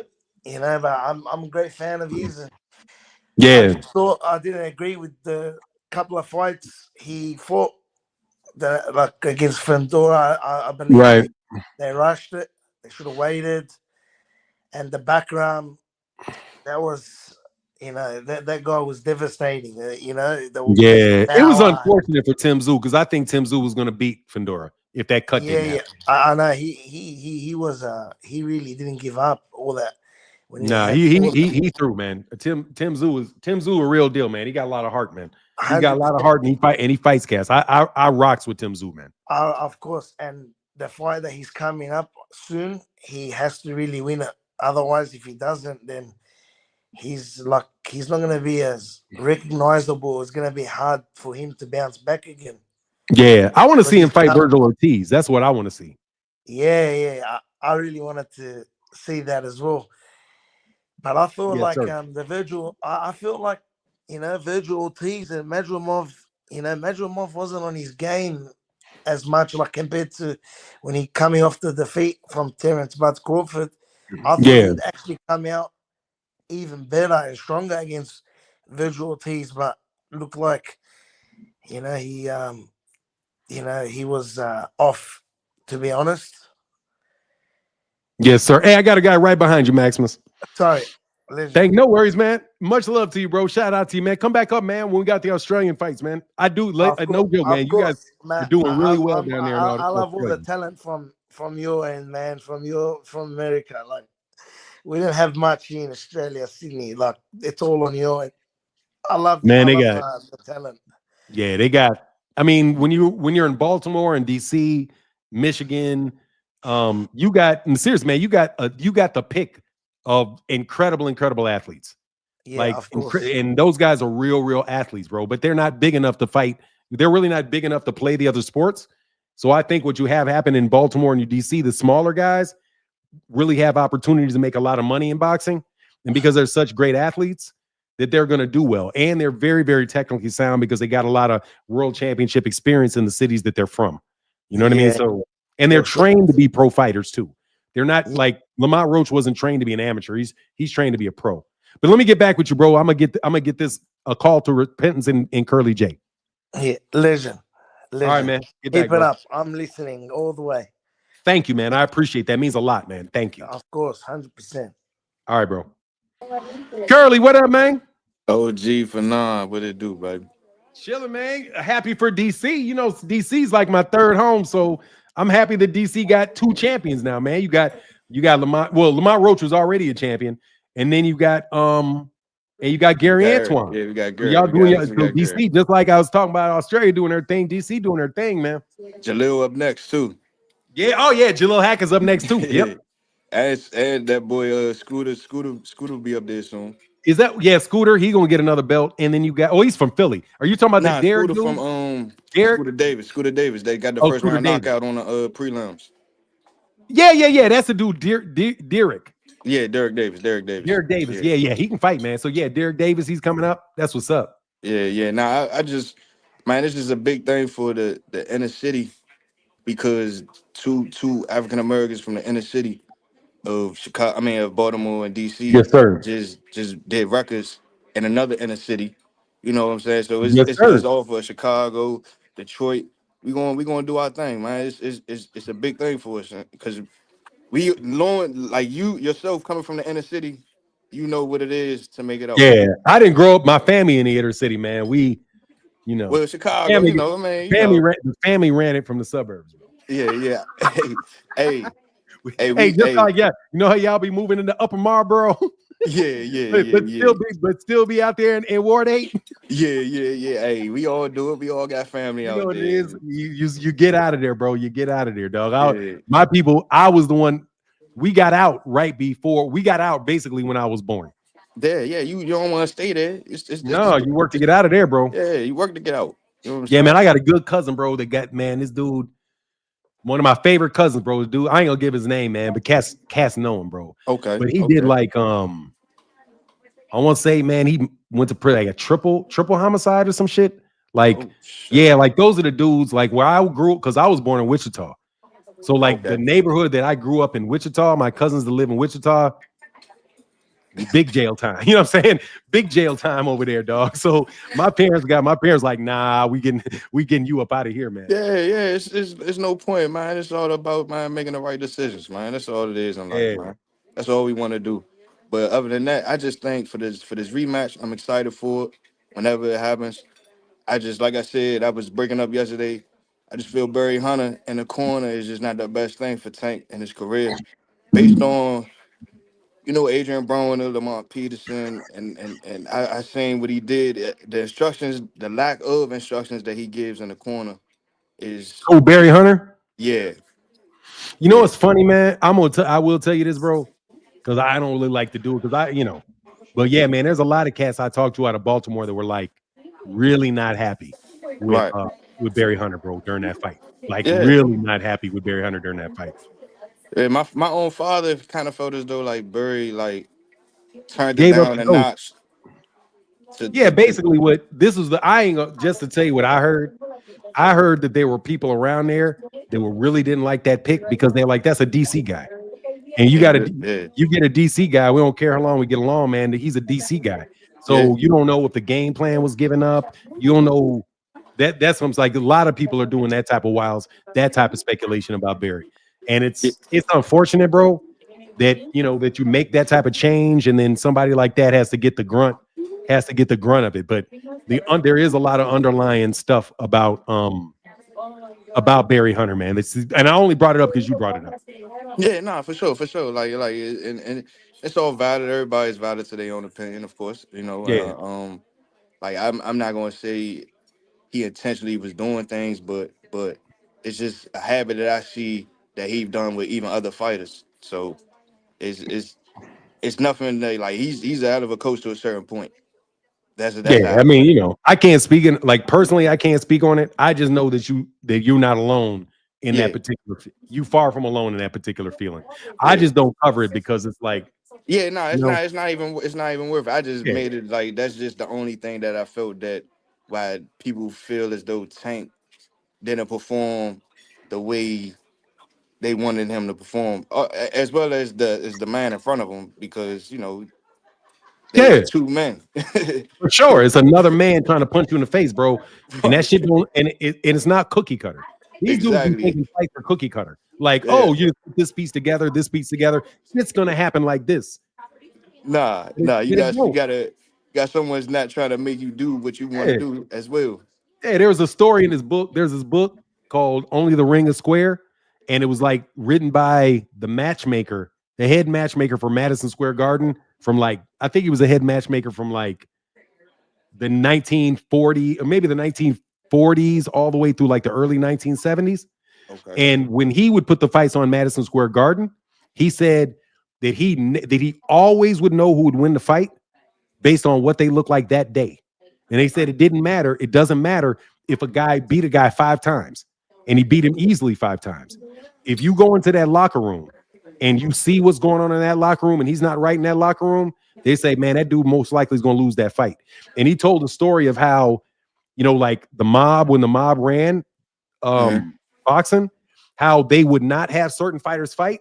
But then he knew once they did have them fight, he would then go check to see what was going on with him because he didn't necessarily want to make the fight because he didn't think it would be competitive. But then his representative mobs would be like, nah, this dude is not feeling very well. He's not feeling well the day of the fight. And when people don't feel well the day of the fight, everything's up in the air, man. And it's always been like that in boxing. So you could have if Tank wasn't feeling right, you're not going to get the best. You're not going to get the best out of him. Right. And if that guy is feeling great, you're going to get something really great out of him. And that's why these guys used to have 5-6 fights. And, you'd have Lamont, one of those fights, Jake LaMotta won, right? If they would have just ended it there, they'd have been like, oh, Sugar Ray Robinson got exposed by Jake LaMotta. But then what happens? He comes out and fights Jake LaMotta and beats the shit out of him the next several times, right? Yeah. Yeah, so it's like, you can have a bad day or you can just have a situation where it's just not there that day. You know what I mean? Right. Same thing with Ali. I look back at Ali and shit, that man was great. That Yes, man sir. was great. Even And with he the got loss on and how he and off. bounced back. I gotta do something. Okay, yeah, for sure though, man. Yeah. You got anything else? I'm sorry I cut you off, man. I'll Oh, be in no, talk. you good. Last thing, I'm excited about Abdullah Mason. Next Yes, fight. sir. Stepping up in competition for everyone. We're gonna see what he do. And last thing, I think that it's no Shakur hate, but I think him and Keyshawn need to get it on. Cause where I come Yes, from, sir. even we call each other brothers, for that Gotta go. money, we gonna throw it down. Yeah. I mean, dude, I love BFTB, man. I think BFTB is a friend of mine. I like dude. I don't agree with everything he says. But it is what it is. He say what he says, I say what I say, and you keep it pushing like men. You know what I mean? Yeah. But other than that, Yes, sir. salute for none. I'm gonna continue supporting. Thank you, And man. man, I'm gonna check in later, man. All right, for sure. Get back. Man, salute to the family, man. All love, baby. All right, that's one. Peace. Maximus back. What's up, Maximus? My man. I just that gentleman earlier what he was saying about Barry Hunter, like I felt the same way. like look, when you know the old saying, "Don't fix something that's not broken." He should have just stuck to how he always was. Calvin Ford, Kenny Ellis, etc. I don't know. I just feel like he didn't step it up a notch. And same time, Tank was very, very like distracted. He was always, while they were talking to him in the corner, he was always looking at Roach's corner and what was happening in the background. He was arguing with Calvin, and he just as he said in the post conference, he's no one to blame by himself, and he needs to really, really redeem himself the next and do better. So, and another thing is he like he got a lot of after that draw, everyone started saying, "Oh, Shakur can beat him," and etc. And Keyshawn came out and said, "I can do this and that." That's why the rematch, he has to make a statement, and I believe he's going to shut everyone up, and we'll see how everyone reacts to that when he wins. Yes, sir. All right, bro. Yeah, Thank you, man. I'm about to roll off here in a second, man. But thanks, Maximus, for jumping back on. yeah. I love talking to you, man. All right, bro. Get back, man. Yeah, legend. For sure. Yeah. Man, McGaverick, you going at it with Fahim, huh? Look, y'all. Thank you guys. Oh, I'm sorry. A call to repentance says, it bothers me to see African Americans down on their own champions who just got out of the mud and fights for the people. Tank didn't lose that fight, and any true boxing purist knows that. I don't think Tank lost that fight. I don't. But you know what it is, man. Hey, man, don't call her a white girl, Fahim. You can do something. Hey, dog, I like the stuff. Don't call her a white girl, bro. Don't call her a white girl, Fahim, man. With no light skin bias here, man. She's just melanin deficient. She ain't a white girl, bro. She's just melanin deficient, bro. Okay. Lefty said all Barry's fighters end up looking how Tank did. And Lefty said Barry got to go bring Calvin back. I mean, look, man, they got to figure out what's going on in that corner for sure. But I don't know what I don't know if it was. I don't know what led to that shit, man. I have a suspicion about what led to it, but all these dudes in the chat and she's jumping on my jock. Yeah, she fucking you because you be fucking with her, Fahim. All I'm saying is, man, don't call her no white girl, bro. Come on, man. Don't call her a white girl, bro. From Baltimore, I don't care. A lot of guys from DC, and there are some guys in DC that love and respect the fort. But Roach was talking to Floyd or Crawford, maybe both. I mean, he might have been, but I mean, it is what it is. You can talk to whoever you want to talk to. No, Tank didn't win the fight. It's a draw. Yeah, man, you know I got melanin deficient women all around me, Fahim. Fahim, my house, Fahim, my family is replete with melanin deficient women. So I got to stand up for them. They ain't white girls, bro. Okay, she's Caucasian. I think she Creole, bro. If I talk like a white girl, walk like she don't talk like a white girl. Y'all are funny, man. Y'all messing with my girl, man. Leave my girl alone. Anyway, she's tough. She can handle it. Much love to everybody, though, that came by the chat today. Thank you to everybody in the super chat that supported. I'm going to roll up out of here. We'll be back tomorrow. And once again, dog, if you take this moment that you're getting outraged about this call, and the next time something happens, I need to see the same outrage. The next fight where a call goes wrong in a fight that you don't agree with, I need to make sure you guys are writing the New York State Athletic Commission or the Nevada State Athletic Commission for any and every rule that you don't agree with. I need for you to do that, Dan. If you're going to be writing and asking questions of the New York State Athletic Commission about every call you don't agree with, then do that.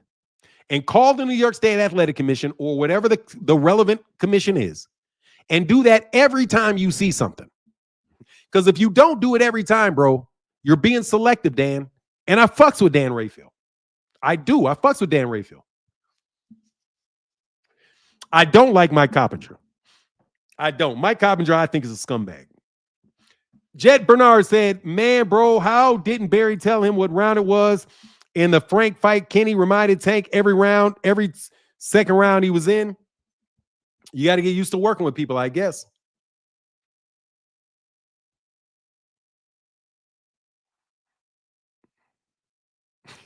Queen, hey, said, Queen Von, I'm only joking. I apologize if I offended you in any way. Thank you, bro. Yeah, you can calm down, Queen Von. He just fucking with you. But look, I'm out of here. Much love to everybody in the chat, everybody in the super chat. And with that, I'm out. No, he knows what you look like, McGaverick. McGaverick, everybody know what you look like, bro. They go to your Instagram. You're a pretty woman, bro. Everybody knows that. That's why I'm glad you went to Southpaw's channel and you didn't do the live stream with me. Because I don't need the drama. He says, shut that soft shit up. Anyway, man, much love to everybody in the chat, everybody in the super chat. LeVar Akins, I want to give you again a special thank you for being such a big supporter of the channel. And man, and I ain't even mind, bro, that you're a Tank hater. But you my dude, though, bro. You white as hell. Man, dude, she ain't white. She look like what? Hey, Big Queen Vaughn, I need that friend request accepted. They know who you are. Anyway, much love, man.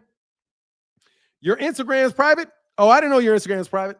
Much love to everybody in the chat. No, dude, your Instagram ain't private. You got 2 Instagrams. Queen Vaughn, don't you have 2 Instagrams? Because I don't think the one that I follow you on is private. I thought it was public. It's not. They're all private. Oh, I feel so special. I feel so special. I was accepted. Said I'm about to change. Anyway, man. The one with my face. Oh, yeah, people see. Girl, you're light-skinned. Everybody know you're light-skinned, dog. Everybody know you light-skinned. Oh, I didn't know it was private. That's what's up. He's talking about her Insta. Yeah, that's what on Instagram. I follow her on Instagram. I follow Queen Vaughn on Instagram. Thank you, LeVar. No joke, bro. For real, man. Because LeVar, the fact that you ain't siding with Tank and Big Dog Willie isn't siding with Tank, and there's a bunch of other people that came up that weren't siding with Tank, I appreciate y'all doing it so that I can prove, dude, that I'm not a biased person, bro. If you have a good explanation for what you think, I'm cool. But if you just repeating bullshit that these idiots keep coming up with, like, dude, someday I want to sit in their meetings and see how they come up with this bullshit. You know? Yeah. Anyway, much love to everybody in the chat, everybody in the super chat, and I'll see y'all tomorrow. Deuces.